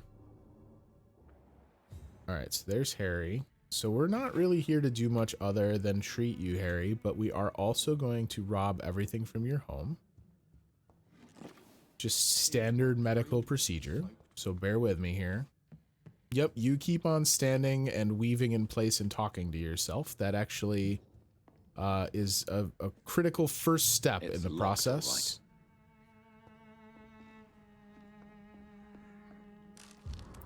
Ooh, job refusal letter. Dear Mr. Peterson, it is my duty to inform you of our refusal to accept your application for a job at the dockyard. I must thank you for the time spent at our office explaining the difficulty of your situation, with your ill boy and the loss of your beloved wife. But it is also my duty to point out the policy of our company, which expressly reproves the employment of former criminals or convicts. Your unfortunate connections with the ill-famed Wet Boot boys have been duly noted.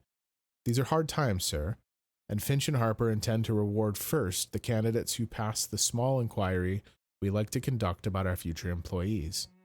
You have my deepest sympathy, and may God be with you and your family. Sincerely, R.D. Harper. Is this the guy? I'm trying to remember the dude who's like kind of risen to power. He can't find a legal job because of his criminal reputation. This is the thug downstairs. There was that guy that Booth had written to, and he was like, yo, dog, you got a real job? You ain't one of the Wet Boot boys anymore. Get me out of here. I'm almost wondering if this is the guy. But I feel like the Wet Boot boys are in a better situation than the people of Whitechapel. So, Pain and suffering. So, may I ask you a few questions? I'm not bothered. What could be worse? Harry, you are a bucket of laughs, my friend. Do you need any medical help, young man? Yes, I do. I feel so tired. I don't know if it's the epidemic, but everything seems so hard. You'll feel better with this. But you need to get a grip, young man. Medication alone won't cure melancholia. I'm not sure I'm happy with the idea of living long in a world like this. Man. But I thank you for your concern, sir. I don't think you have fatigue, Harry.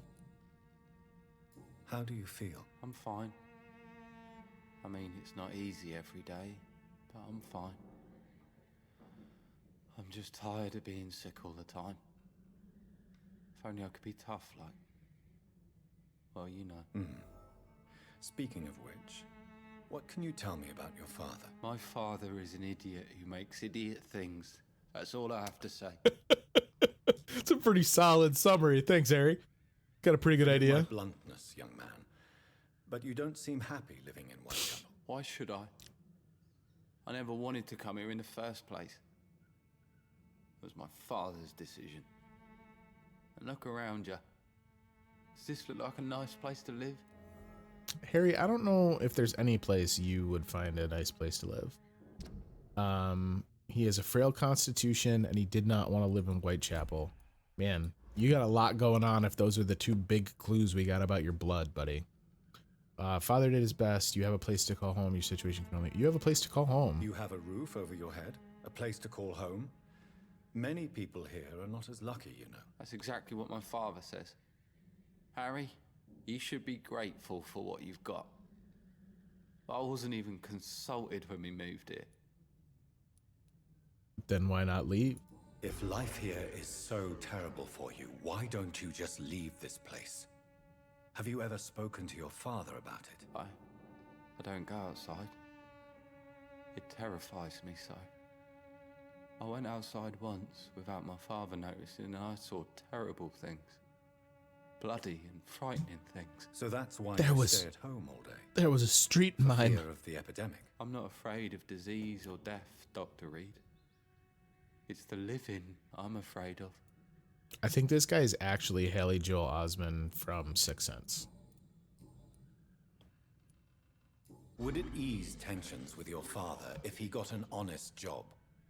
Because he tried, you know. I can't say. I'd be glad if he dropped his thuggish activity. There's something really I'm funny. not sure it would be enough. Why is that? Sometimes I suspect it's me, Hang Dr. on. Reid. Or it's this life. It's like I can't find my place. Man, Harry, you're having a tough time, bud. Goodbye, young man. I like Take care of Harry's conversation makes it really funny when we use the vampire. Soaked with glue. Even my dreams are soaked with gloom. Harry, my dude. I think you just need to cut an album. When we use the vampire like persuasion thing and Jonathan like gets real intense for a hot second. It's even funnier with Harry because we're just like, "Brr," and Harry's like, yeah, no, it's real shitty.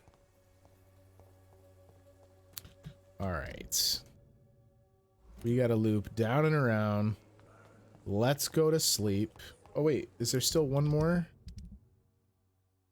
Yeah, Albert Palmer. Where the hell is he? Is this you? No, that's a dead body. He is. He's the very first emo.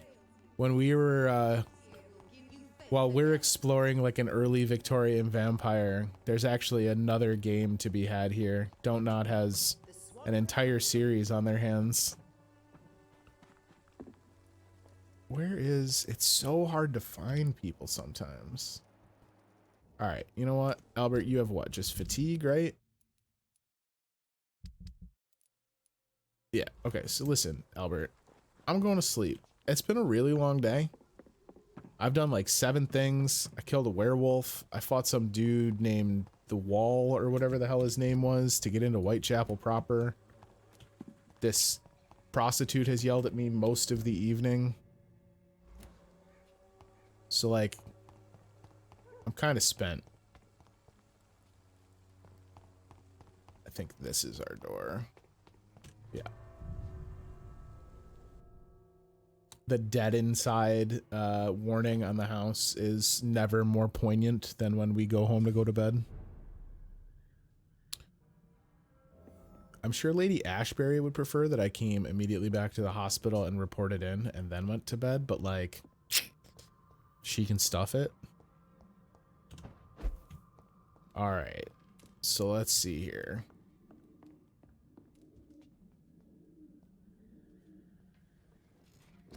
Oh boy.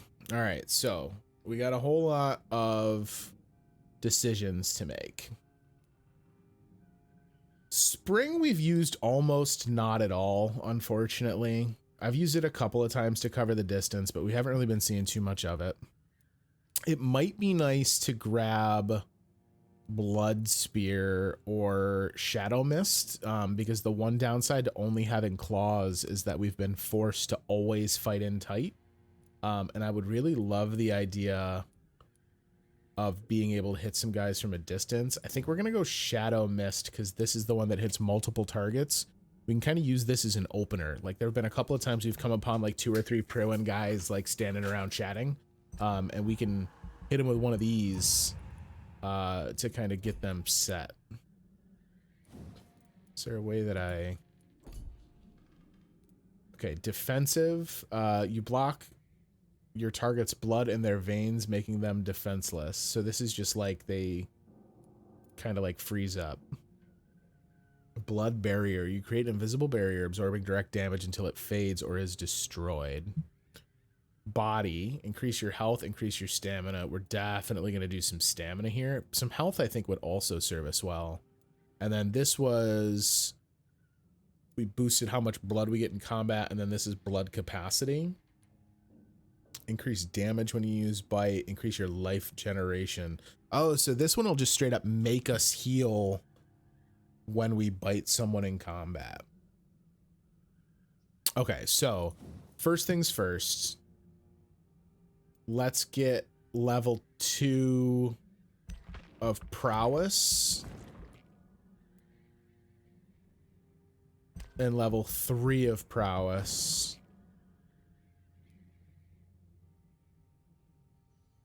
You know what? And level 4 of prowess. Stamina is like the big thing that's preventing me from really kind of running the tables on a lot of these combat groups. So like I have no problem devoting that much money to it, or experience to it. Get some extra health. I do like this. To just get some healing when we throw bite, because if we're gonna have to bite to gain back blood anyway, oftentimes I'm doing that just so that we have enough blood to pop a heal. So why not kill 2 birds with 1 stone and also get some health out of the deal. Blood capacity would be kind of nice too, because we definitely do have sections where we like are just getting blood because the fight's going pretty well. And now we can use an ultimate ability. So we've leveled up. We're now level 10, so we doubled our level at the very least. So we have some fun toys to play with here, it looks like. Let's read these guys. Rage. Some abilities are so powerful that even vampires fear them. Rage is one of them. The vampire loses control and unleashes the beast within to do their dirty work. The beast teleports itself on targets around them, striking with an unfettered fury. Because of its dark nature, this type of ability cannot be used too often. Just release the beast, my friend. It's more satisfying than you think. So that's a really strong opener. It's going to be, I'm not going to lie, it's going to be kind of difficult for the others to kind of entice me, but let's see what we got. Abyss. Some abilities are blah, blah, blah. The vampire concentrates, summoning the shadows in their purest, darkest form. These shadows capture the vampire's prey and toys with it like a cat with a mouse. After a brief moment, the shadows strike, impaling their prey. Even a powerful vampire is terrified to be seized by the tendrils of darkness.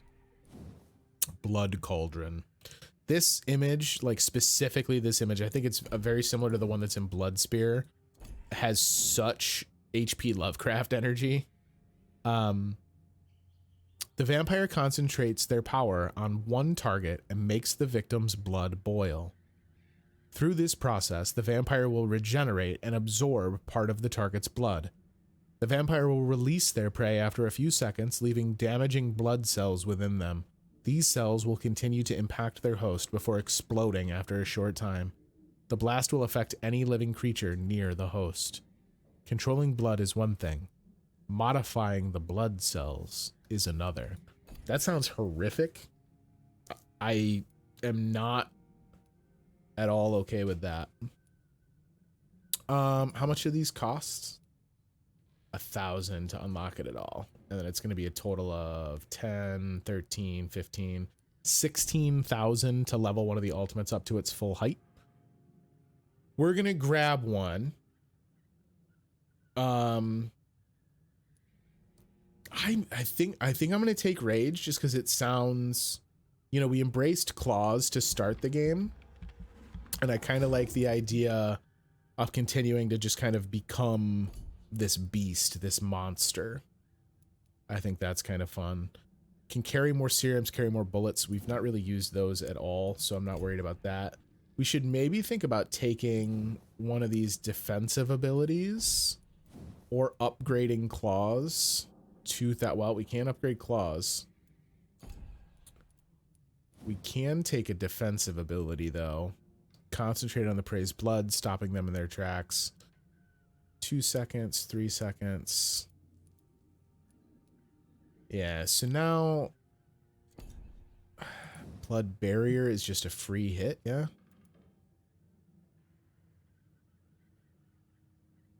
I mean, one free hit. You know, I think I'm actually going to just take more health. And then we got 500 more to play with. Let's do bite damage so that the bites hit for a little bit more when we use them. So we went from 5 to 12. So I'd say that's a pretty good evening for Dr. Jonathan Reid. The following night. It's still teaching me tutorial stuff because we took so long until we slept. Major district events. Every night, the consequences of your actions may improve or degrade the district's health status. It can also be degraded due to diseases spreading among the citizens. Major district events. The more lives you take, the unhealthier a district becomes. If a district's health status drops below the critical threshold, it will plunge into chaos. It is for you to decide of a district's fate. Ooh, interesting. So we do get a little bit of news. Feudal police raids in Whitechapel. As of late, the rumors that surround Whitechapel are ripening into facts. In the last 3 months, the police have suspected the district of hosting what might be the heart of London's medicinal black market. But of course, these suspicions will remain assumptions, for no task force or additional police presence has been sent to Whitechapel. No large drug stocks have been found, nor no crime lords arrested. This masquerade has only been planned as a desperate attempt to conceal the blatant incompetence of the London City Council's Board of Health by giving the populace a cheap and easy victory, while the epidemic spreads more and more each day. Worst of all, when you take time to review the most recent statistics, you discover that the district of Whitechapel is coping with the disease much better than the other parts of the city. Is it a miracle? Evidence of the activity of an illegal but efficient medical underground? More proof of the authorities' criminal incompetence? All I know is this. If a Londoner has a better chance of surviving the epidemic by choosing to live in this god-forsaken borough, I am ready to move to any cheap flea-infested flat some shady landlord will agree to rent me right now. SLA. So that was our major event. So the police raids in Whitechapel, and then our actions have impacted the borough's economy. That's interesting. The prices and stocks of merchants in the district may have changed. So that's just Whitechapel. We haven't gone into the West End at all. So we did get some progress on Mortimer and Clay Cox. They have been cured of their affliction. So now we were at stable for Pembroke. That's jumped all the way to healthy. I really wish we had the ingredients for headache treatments, because if we had treated Oswald, this might have gone to 100% and gotten sanitized status. That would have been kind of cool. Yeah. All right. So again, jumped up to healthy status. Enid has some kind of ailment, but the issue at hand was we couldn't treat it. So Enid was the person in distress. So we were unable to do anything about that because of the fact that they weren't in their normal spot. The game introduced this concept of saving someone means they will take their place the next night into the proper spot. We did also take Whitechapel out of serious into stable, although obviously not doing as well as the other districts. We do have several people in Whitechapel we have not introduced ourselves to. So we'll have to do that coming up. Again, I really think that if we had talked to people around Whitechapel, we might have gotten the additional clues we needed for Dorothy. So while I was kind of excited to progress the story and get to sleep and level up, lesson learned, right? Like if we're going to potentially lock ourselves out of stuff by not talking to people when we get a chance to meet them, I just have to bite the bullet. And I know it's a big exposition dump, but I got to do it. Whitechapel. All right, so we're now a level 12 vampire because we're awesome. I am gonna go refill my water, and then I think we're gonna go talk to Lady Ashbury. Maybe stop in, and we have the blood serum from the guy that just died with Nurse Crane. We might be able to analyze that back at the hospital, and doing that might be what we need to get the headache cures, which would be awfully nice too. So, all right, I'm gonna be right back.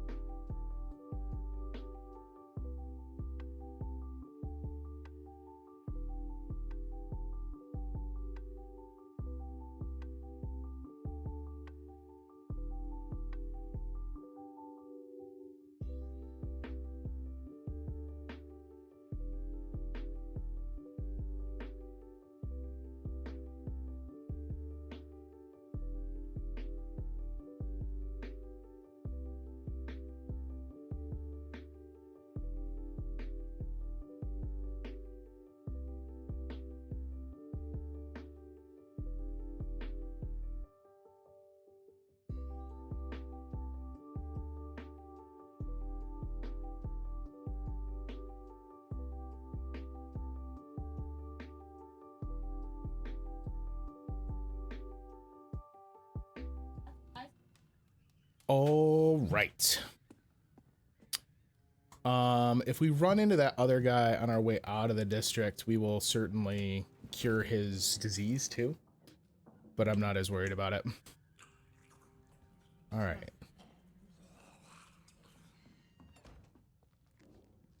So let's rumble. We have a lot more toys all of a sudden.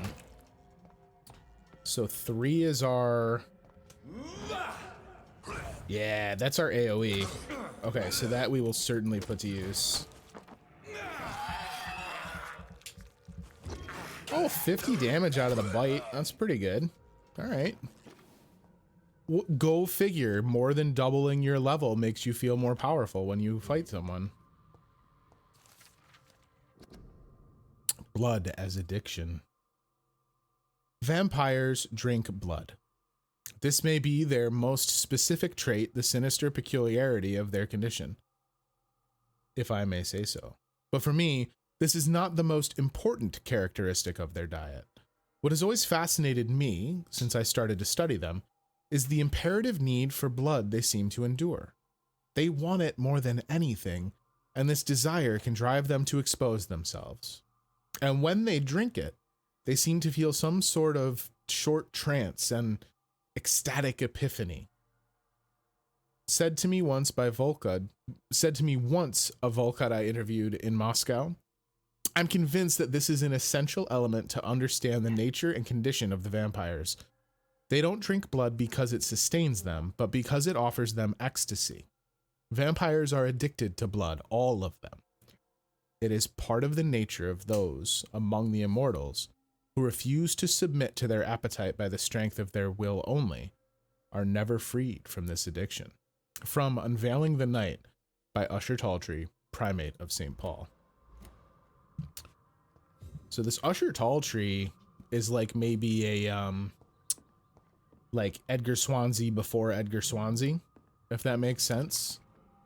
It seems like a lot of what the Priwen know of vampires, they know from this guy, and there's another dude we've had 2 or 3 items from now.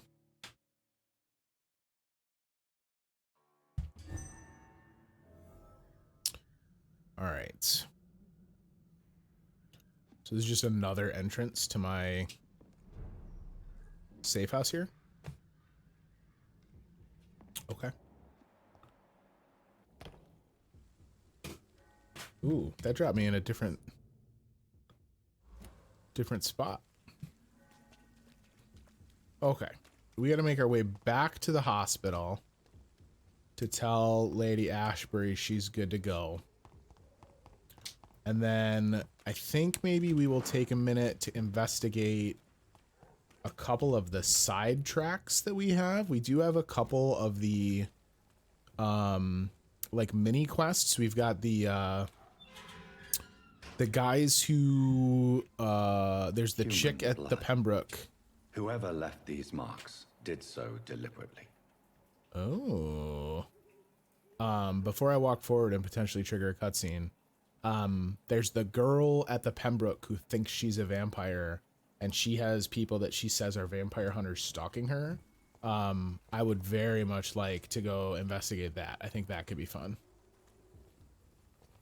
All right, so let's see here. Oh. There's a Priwen getting jacked up over here, huh? Well, you guys have fun. Oh, there's another hideout.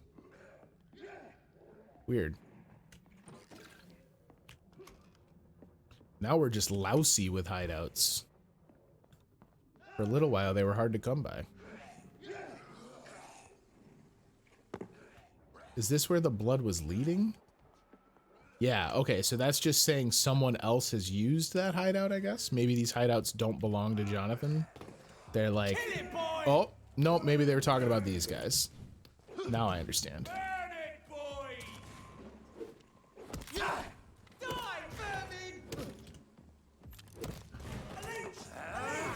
Alright. The old double boss fight, huh?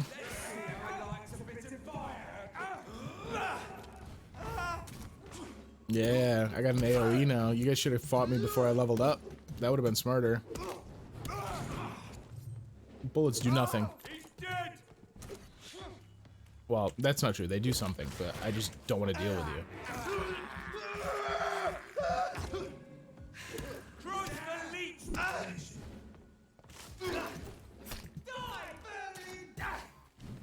Man, I tell you what, the bonus points from stamina, I can feel them.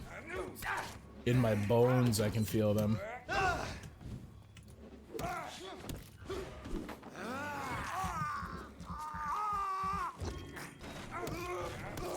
The little health bonus, too, is pretty nice. Alright, so Vincent, Sheen, and Toby Sheen. We're gonna kill Vincent almost right away. Ooh, a used truncheon. We got some nice new equipment, it would appear. I have taken a liking to these big, heavy two-handers, so that's fine. Oh, God, I hate the smoke bombs.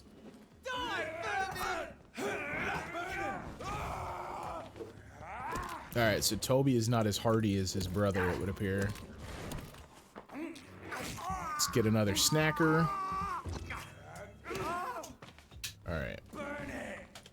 Man, where are these guys coming from? This is what I was talking about. There's like so many of these vampire hunters.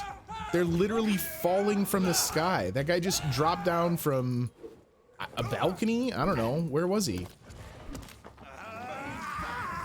That's crazy. Oh, what am I doing? I have that cool new ultimate.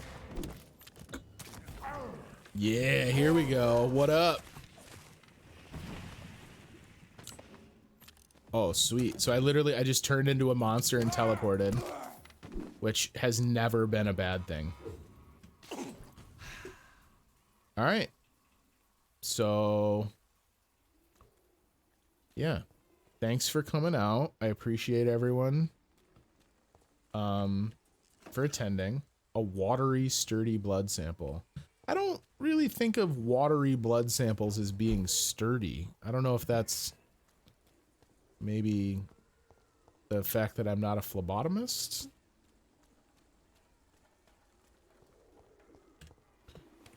It's exciting to tell Lady Ashbury, like, yup, taken care of, all good. Also, I killed half the town.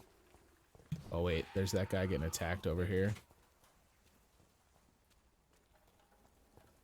Can I get in on this action, my dudes?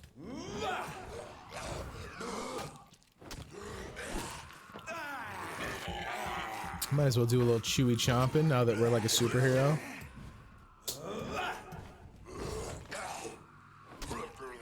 Man, the AoE paid dividends. That thing's cool.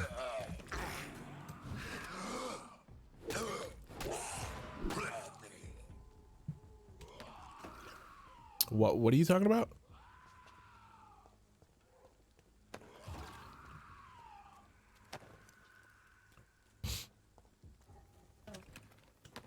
Oh, I thought you were talking to me. All right. Gathered up the goodies from around the courtyard. I don't think there's anything else over here. Yeah. All right, cool. So now we will split and head back towards Lady Ashbury. God, the noise those things make is so awful.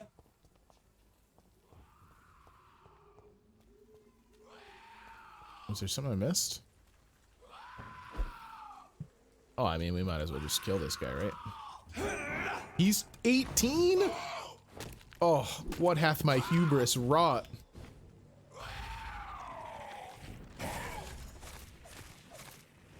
God, we hit him with the special and almost nothing. Oh, you thought there was like a collectible? I mean, we can take a look around. I just want to fight this guy first. What up? I'm getting some of that timing down. Not always. Alright. I'm gonna need to heal up here again.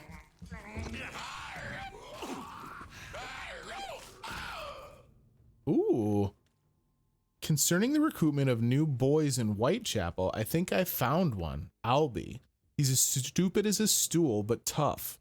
I asked him to prove to me he could get some drugs from the black market and delivered quickly and nicely. Next time we meet, I'll tell him he's accepted as a wet boot boy and he must now meet the bosses to get his orders. I'm sure Albert would like to know he's been accepted by the wet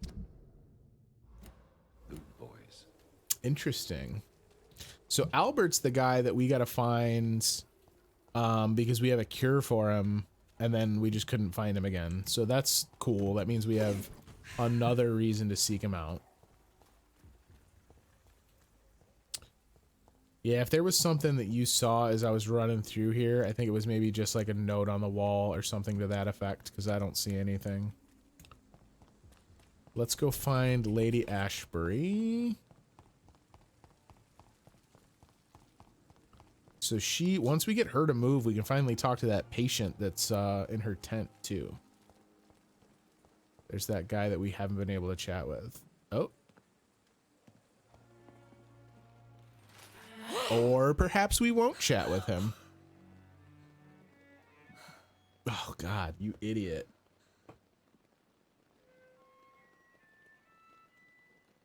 I would ask you to avert your eyes, sir. Or did you not know it was rude to stare? I knew it. Speak up, Dr. Reid. I like a man who speaks his mind. He trusted you. In the end, you're a killer. Compassion only hides your appetite. I don't know that I want to level an accusation that hard. He could have died as she was caring for him, so I'm just going to hit the old he trusted you. You killed him.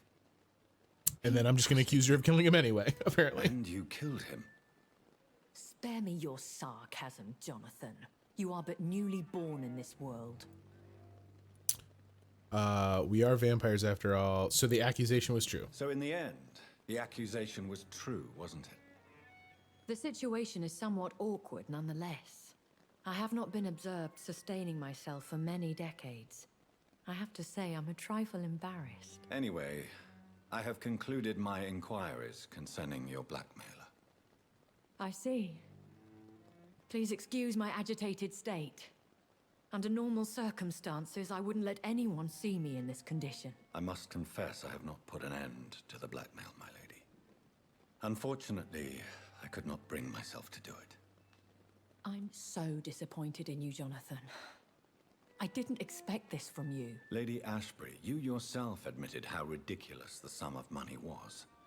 I can assure you it was all used for charitable ends. Well, you were full of surprises, aren't you, Jonathan? All right, say I trust you, but you will still pay the ransom. That is only fair. After all, it was you who failed to bring this problem to a satisfactory conclusion. I believe I could agree to that.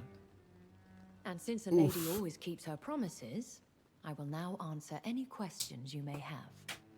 So before we dive into her questions, because this is probably going to finally give us some answers about vampirism, I need to address the fact that I'm still frustrated. Sometimes what I think I'm accomplishing and what I am accomplishing are not equal. So like, I let Dorothy off the hook, but it sounded like I kind of came to an agreement of like, hey, I'm not going to turn you in, but you got to like cool your shit. Like, I'm going to leave you to just run your little clinic, but don't be an a-hole. And instead we come back and tell Ashbury like, hey, the blackmail still exists. I mean, I get that, you know, Dorothy could have a change of heart and decide she wants to still press the blackmail, but that's super irritating to come back and like admit failure, I guess. But you know, whatever. It doesn't sound like there's a huge story difference. It just means that it's a little bit more, I guess there's a little more friction between these two. Now, since you can finally address my freaking questions, what the hell am I? A vampire? Is that what I am? What we are? Such a crude word, defined by penny dreadfuls and drunken hacks. No. You are now an Ekon. And that you shall remain. Are you an Ekon too? Yes, I am. We are the closest thing to what man refers to as vampires. Forget what you think you know about us. So we are Ekons. How can I identify us amongst other vampires? How to put it? All Ekon are vampires.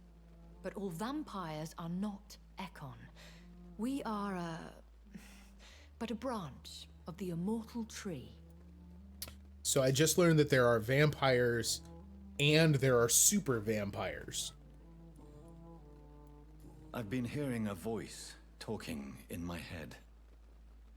Is this some kind of insanity? It feels like the voice of the vampire that created me. Hush. Tell no one this. It would be unwise to talk of such things amongst British immortals. Speak no more of your maker.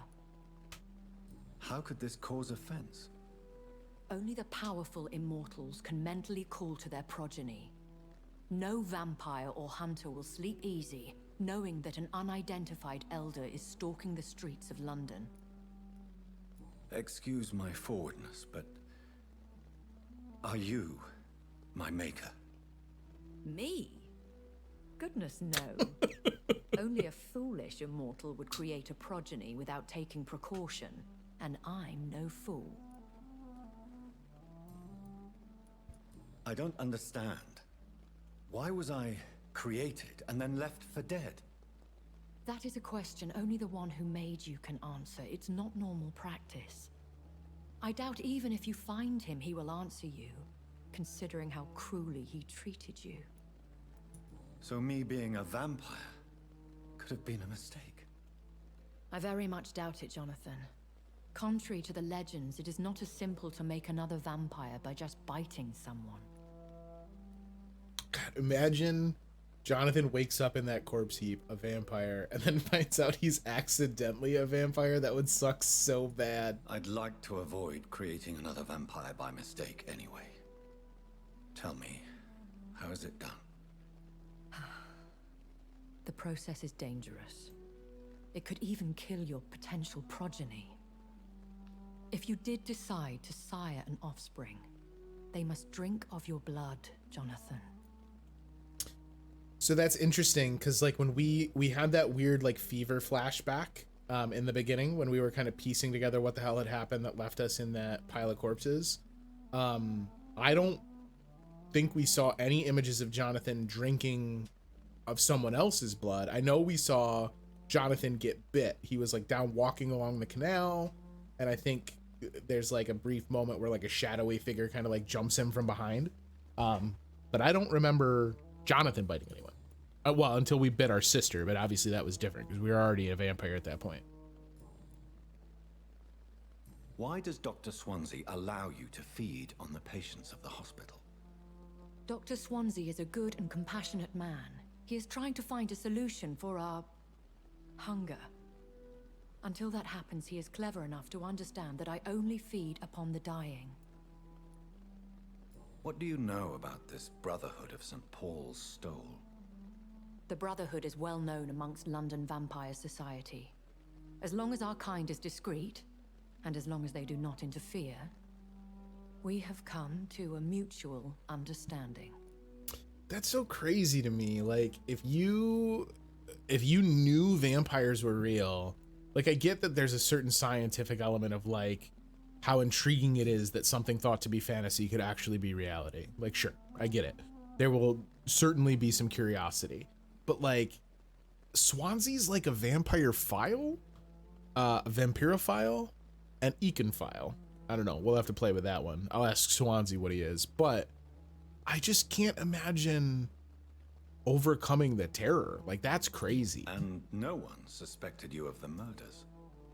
As you well know, suspicion has recently fallen on me of killing for pleasure. But you have my word, Jonathan. I take no pleasure in taking a life. I don't know if I can trust you because you just stare into the middle distance when you talk to me.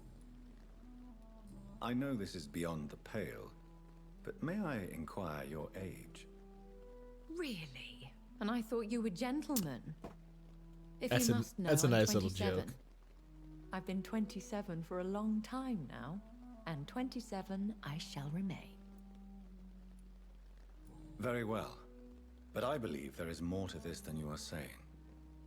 A lady has to have some secrets. And who bestowed upon you this eternal youth? My maker. He left this isle a long time ago. Why did you save me in the canning factory? I could hardly stand by and watch such a promising young blood as yourself be torn to shreds by some gutter skull. Skull. It's not. I keep calling them ghouls. William Bishop wasn't the vampire that created me then. No, Jonathan. Whatever their strength and demeanor, skulls are the progeny of careless vampires. It cannot be the other way round. What type of vampire is a skull? Not a true vampire. The deformed offspring of lesser vampires. It is a shame these creatures run wild, slaves to their baser instincts. So I wonder if that's like a copy of a copy of a copy where the copies start to degrade into infinium. I wonder if it's like when you sire a progeny, they are less powerful as a vampire, at least at the beginning of their life, right? Like she mentioned that this guy who sired us is probably an elder. So maybe if you're a fresh vampire and you immediately start trying to rear progeny, they're less powerful than you by default. And if you do that and go low enough on the vampiric power scale, that's how you get a skull. That's kind of how I would assume. I've been away from London and England for 3 years. This isn't the city I remember. Things have gone from bad to worse here, Jonathan. I've lived in this city for a long time, and I've never seen it like this. The Spanish flu has hit London that bad. Yes, but it's not just that. I've heard things. Things I've not heard for a very, very long time. There are whispers in the shadows. Something far worse than the Spanish flu is here in the city. What is it you fear? Fear has long since flown this form. But there is something malevolent circling us. I feel fear is merely waiting in the wings.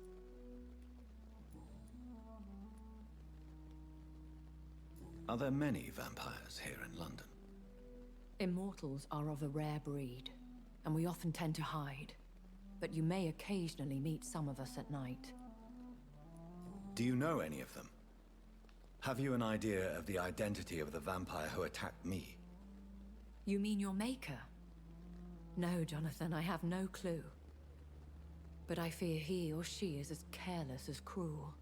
To let you discover your new condition by yourself. What do you mean? Every now and then, you may discover an immortal in the deep of the night. But we are a rare and reclusive breed. Our progeny is almost never accidental. Will they all be as... I do not see why not. Oh no, I clicked too many times. Remember, even the shark smiles before he bites. That sounds like a lesson from experience. Vampire politics are as intricate and sometimes tedious as a game of chess in a gentleman's club. I've learned from experience it is best to decline to play. When I awoke, changed, I was chased and attacked by vampire hunters. Prepared and well-trained. Though I can't be certain, more than likely it was the once glorious Guard of Priwen. Priwen. All right, now we actually know how to pronounce it. Once glorious, but still dangerous. They have seen better days, but all fanatics are dangerous. You would be wise to stay clear. They are sworn to destroy. I can't steer clear. They're on every street corner in London. You make them sound like some sort of cult. More a society, and like all the best ones, a secret society. I thought them almost gone, but it seemed they have been recruiting. Yeah, most of the city, from what I can tell. I guess that's everything. Well, thanks for telling me everything about vampires. I'm very excited to now go and study blood, I guess. Farewell. For now, my lady. I must quickly analyze the blood I took from Nurse Crane's patient. Oh man, we nailed it. I knew exactly what I was doing. All right. Let's go do that. And then I do this woman, Thelma. I do want to go look in on her supposed hunters. Before we advance much more story plot wise. Oh, we got that weapon too. Where's the weapon? Oh, used truncheon is just an offhander with a good stun quotient. So it doesn't really replace our weapon, so we can more or less ignore that. All right, let's analyze this blood sample. Oh, just a serum. Oh, this is stamina buffs though. Which well, we just invested all that experience into stamina, so like let's not be crazy. Razvan Vasily was infected by Spanish flu, but also has the highly unstable blood of the Scowls. Is the London vampire epidemic transmitted through the flu? I should talk to Dr. Swansea about it. Chapter 3, Family History. Establish a connection between the vampire epidemic and the Spanish flu. Causes and effects. Learn more about the vampire epidemic. All right. So we got our marching The orders. flower's dying. It needs water. We should just give it to that florist. Real quick. So we got Oswald here. We still can't do anything about because we don't know how to make headache medicine. That might be worth checking in with Rakesh. Because he's how we found the second batch of formulas to begin with. We can go check in on Enid before the end of the night here to see what his new condition is. We really should track down Albert, and then also meet the rest of Whitechapel. That's all just before we go to sleep tonight, so we certainly won't get to all of that before the stream's over. But that's just, I kind of wanted to set my priorities on what we have on the to-do list. Let's see if we can upgrade our cudgel again. We need one more common handle part. Okay. Did we ever choose between these? We did, so that's why that one's crossed. No? Oh, can I just switch between them? You can, but it costs money, or it costs resources to do it later. If Rakesh has a common handle part, we're gonna buy it. Because at this point, we've seen super good success with the cudgel.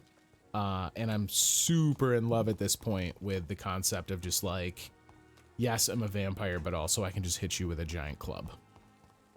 I'm down with that. All right, I think Rakesh is back here. Yeah, and then after we've talked to him, we will try our luck with Thelma's supposed vampire hunters. Such a pleasure to see you again. I agree, Rakesh. How are you? Need medical attention? I'm feeling all right, Doctor. But perhaps it is because I, too, am used to the smell of the dead. Please show me what you have to sell. Of course. It's just trinkets and curios, really. But I'm sure they can be useful. All right. You're just selling ingredients. You have nothing that I need, friend. Let's see. We might be able to get the handle part we need from the ambulance driver. So let's check that. I'm not going to go all the way to the docks to check for it. If he doesn't have it, there's probably a pretty good chance that the leader of the Wet Boot Boys does, but good evening, Milton. It's not worth running all the way over there just to check. Save lives? Yeah, I am trying to check. Do you need any medical help, Milton? See, I'm going to save your life. Physically, at least. But I would give everything to be in a better place right now. I'd like to see your goods. Wise choice, Dr. Reid. A reliable gun is what everybody needs these days. Tiny common handle part. Milton. My dude, I just needed a common handle. Oh, you do have one. Beaut. All right, cool. Thanks, Milt. Appreciate you, buddy. I should make him just give me stuff now that I know he's up in cahoots with the nurse charging people for no good reason.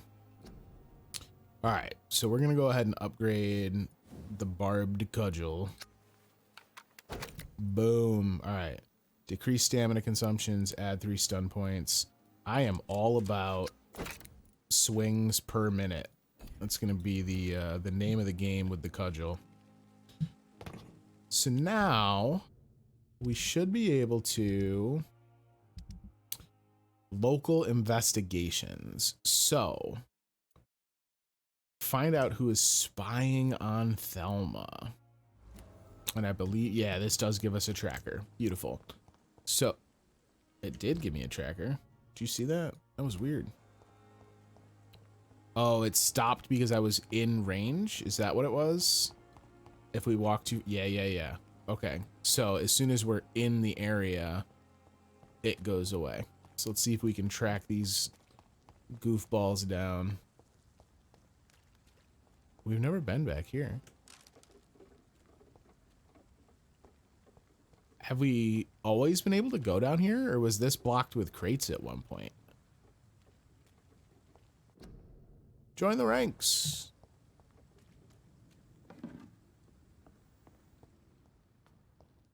I feel like we've been in here at some point. It's just another, like, dead end, maybe? Oh. Oh, hello, friends. Oh, I don't have any blood. Ooh. Die, vermin! Watch it! Oh, man. I killed them so hard that that guy's voice was still sounding before he was dead. All right, so surely this is who I was supposed to be after, yeah? Yeah, discover what they've figured out. I want to go and get the thing in the hallway real quick. And then I think they had a letter in there to read. Yeah? Yeah, okay. Survey mission. What was it? Prywin? I forgot how she pronounced it already. 25th October, from Guard of Prywin Command Post, 2 East End patrols. Object, vampire activity. Hospital, survey, investigate. 3 days ago, one of our new recruits heard of a rumor of a presence of a female vampire hiding in the Pembroke Hospital, London East End. All we have is her first name, Thelma. Your mission is to discreetly go there and observe any suspicious activity concerning said leech, then report directly back to us, and we will decide what action should be taken. So we do now have, I think that's her final clue for Thelma. No, she's got one more. Thelma is suspected to be a real vampire. So now we can go and find the local command post and shut them down. And then Thelma should be good to go. She can just stay being crazy. I wouldn't mind it though. Like, you figure the vision of London they've painted in this game is so bleak and so disastrous. Like, escaping into this fantasy where you're a untouchable immortal, like, it makes sense. I'm not gonna fault Thelma that. So their base appears to be very close to where we were just goofing around anyway. So let's dance, I suppose. Hey, boys.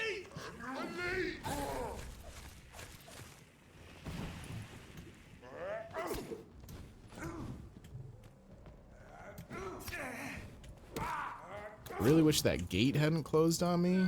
Gonna be honest, that was rude. I need one of you guys to give me some blood here. Oh boy. Okay. Okay. Yeah, alright. Did not anticipate how much that was gonna suck with not being able to backpedal. That is a foolish decision. Just don't go into fights with no blood as a vampire. Like, that makes sense. Where was that warning, Lady Ashbury? Answered a lot of my questions, but didn't answer the question of how much blood I should have if I decide I'm gonna fight a bunch of dudes. Oh, now these guys have respawned.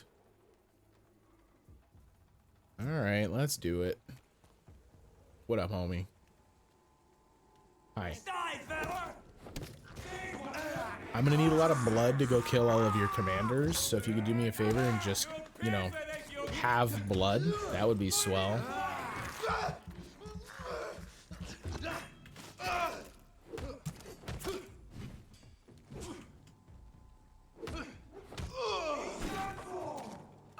What? That is the shot of the century with a pistol, with a gun that I'm sure is not hyper accurate. Unbelievable. Good. You deserved it. Thanks everyone for having blood. It's awful swell of you. Alright. Now, with a full tank of gas, let's see how we do against these guys. Did they go up in level? That's horseshit.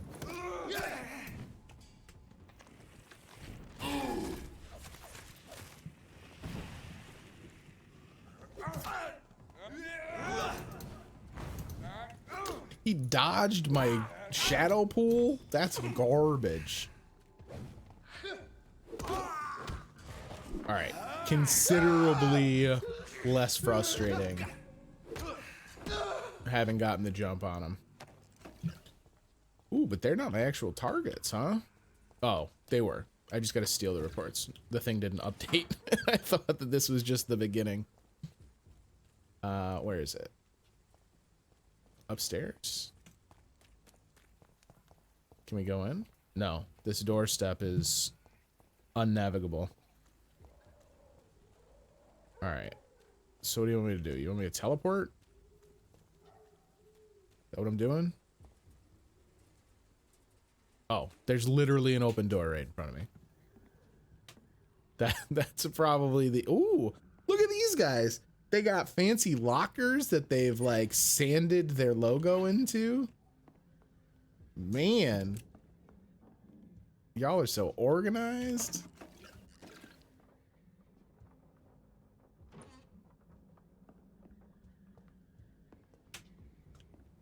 All right. Can we go? No, that was already taken. Surely there's another guy in here, right? Like it wasn't just 3 dudes. Yeah. Okay. Hey, buddy. There's something wildly satisfying about when I hit them with that shadow pool and they just get erupted into the air. Man, y'all got a lot of goodies. More lockers? I should just pick the lockers up and take them to the hospital. Safe. Ooh.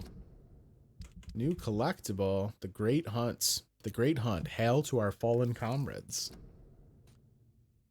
Hail to our fallen comrades. Hail to their bravery, for we prevailed. The Guard prevailed, my brothers. We hunted them down, the enemies of mankind, hidden in the dark tunnels of our modern cities. We found them in their nests and dens, and they perished.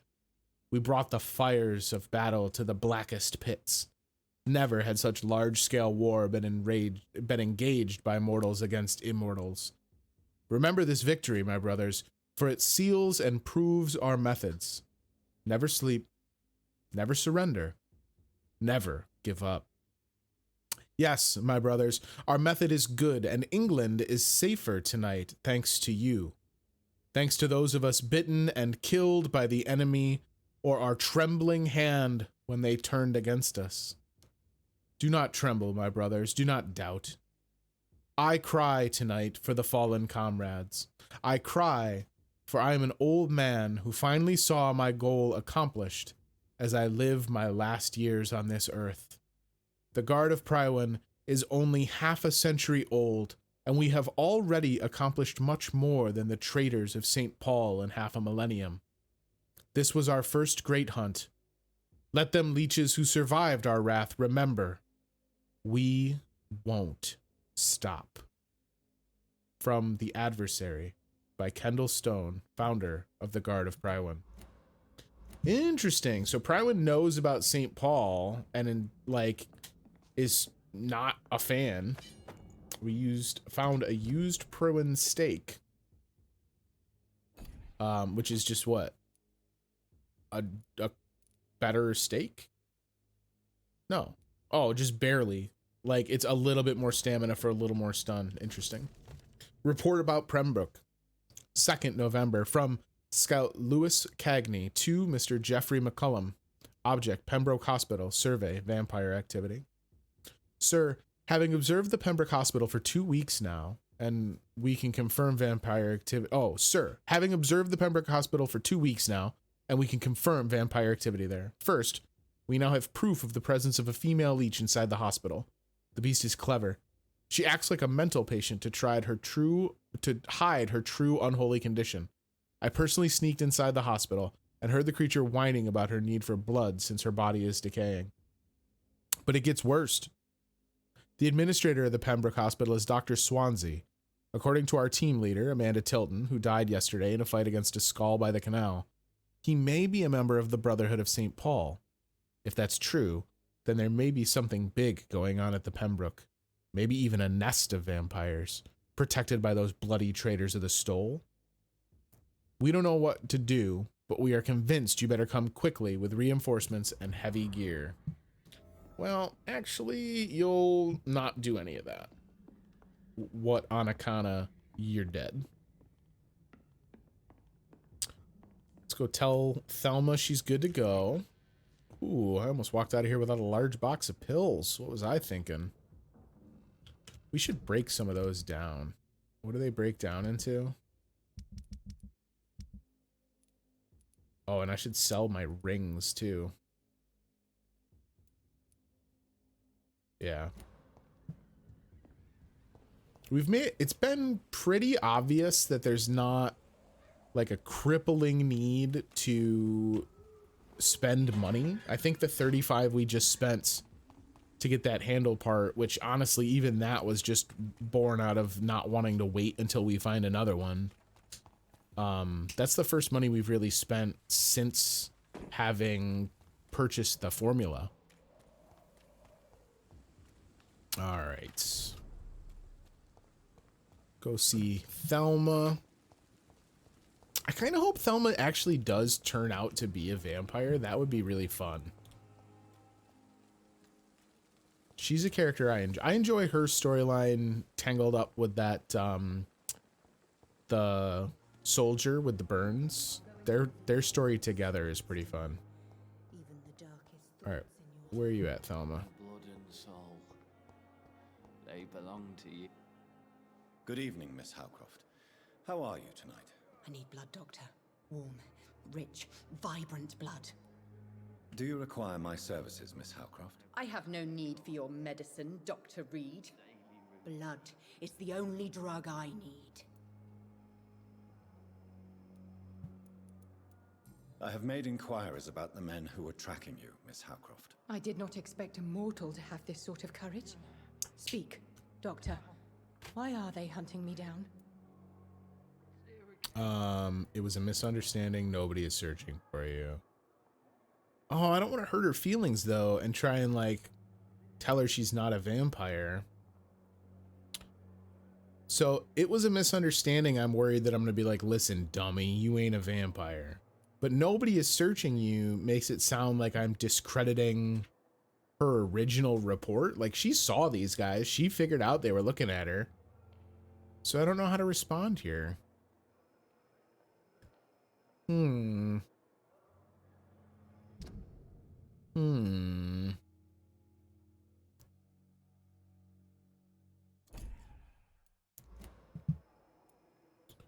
mean, I wish one of them was just like, hey, I took care of it, dog. Like, it's good. I guess nobody is searching for you. I really don't want to tell her she's not a vampire. That seems kind of rude. There is no hunt, and nobody is searching for you. You're no threat to this hospital, and you have my word you are perfectly safe here. Your lies demean you, Doctor. Do you really expect me to lower my guard? I know exactly who I am and what I am dealing with. Man. Tell me, Thelma, what do you really know about vampires? I saw one and he saw me. I watched him hunt and kill. I saw his terrible wounds heal as his victim died. And then I knew I was saved. You mean you actually saw a vampire?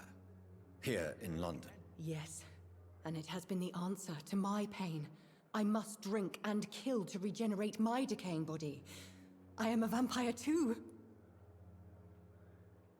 Oh, good night, Julie. I'm not doing much more now that we've got Thelma all wrapped up, so I'm going to call it here in a second anyway. Thanks for hanging out for the stream.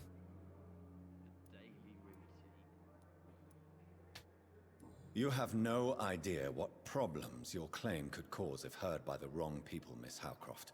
You must stop this nonsense now. Why fear the truth? Strange things live in the dark, Dr. Reid. Strange and ancient beings that were here before this island even had a name.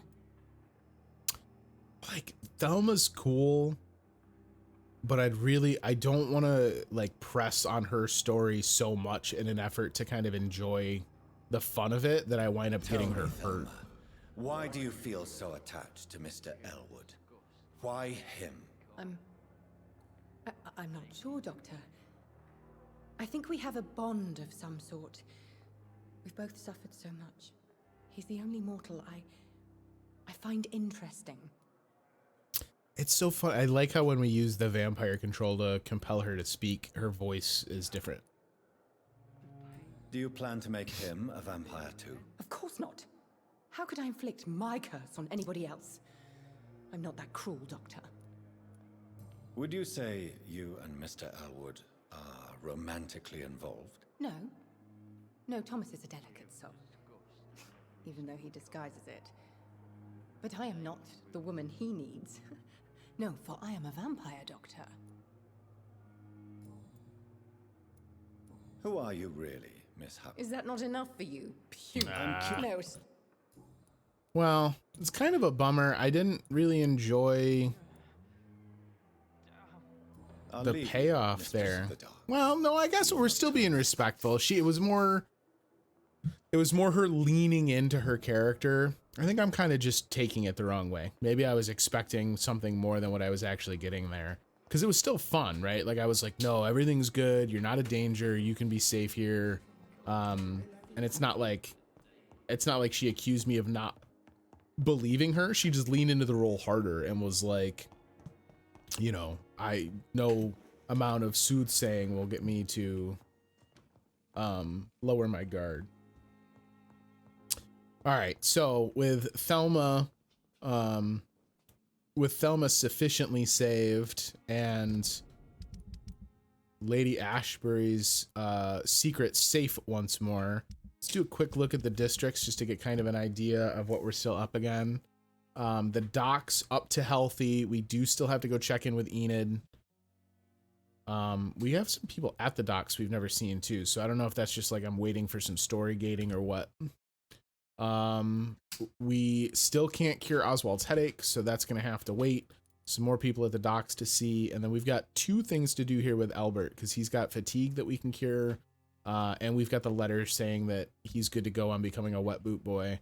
And then the West End, who knows? Who freaking knows? Couple of investigations we can go dig around on in the docks, which is fine. We've still got that body that we found in the morgue that was very clearly given a non-matching cause of death. That one's interesting because that's the one that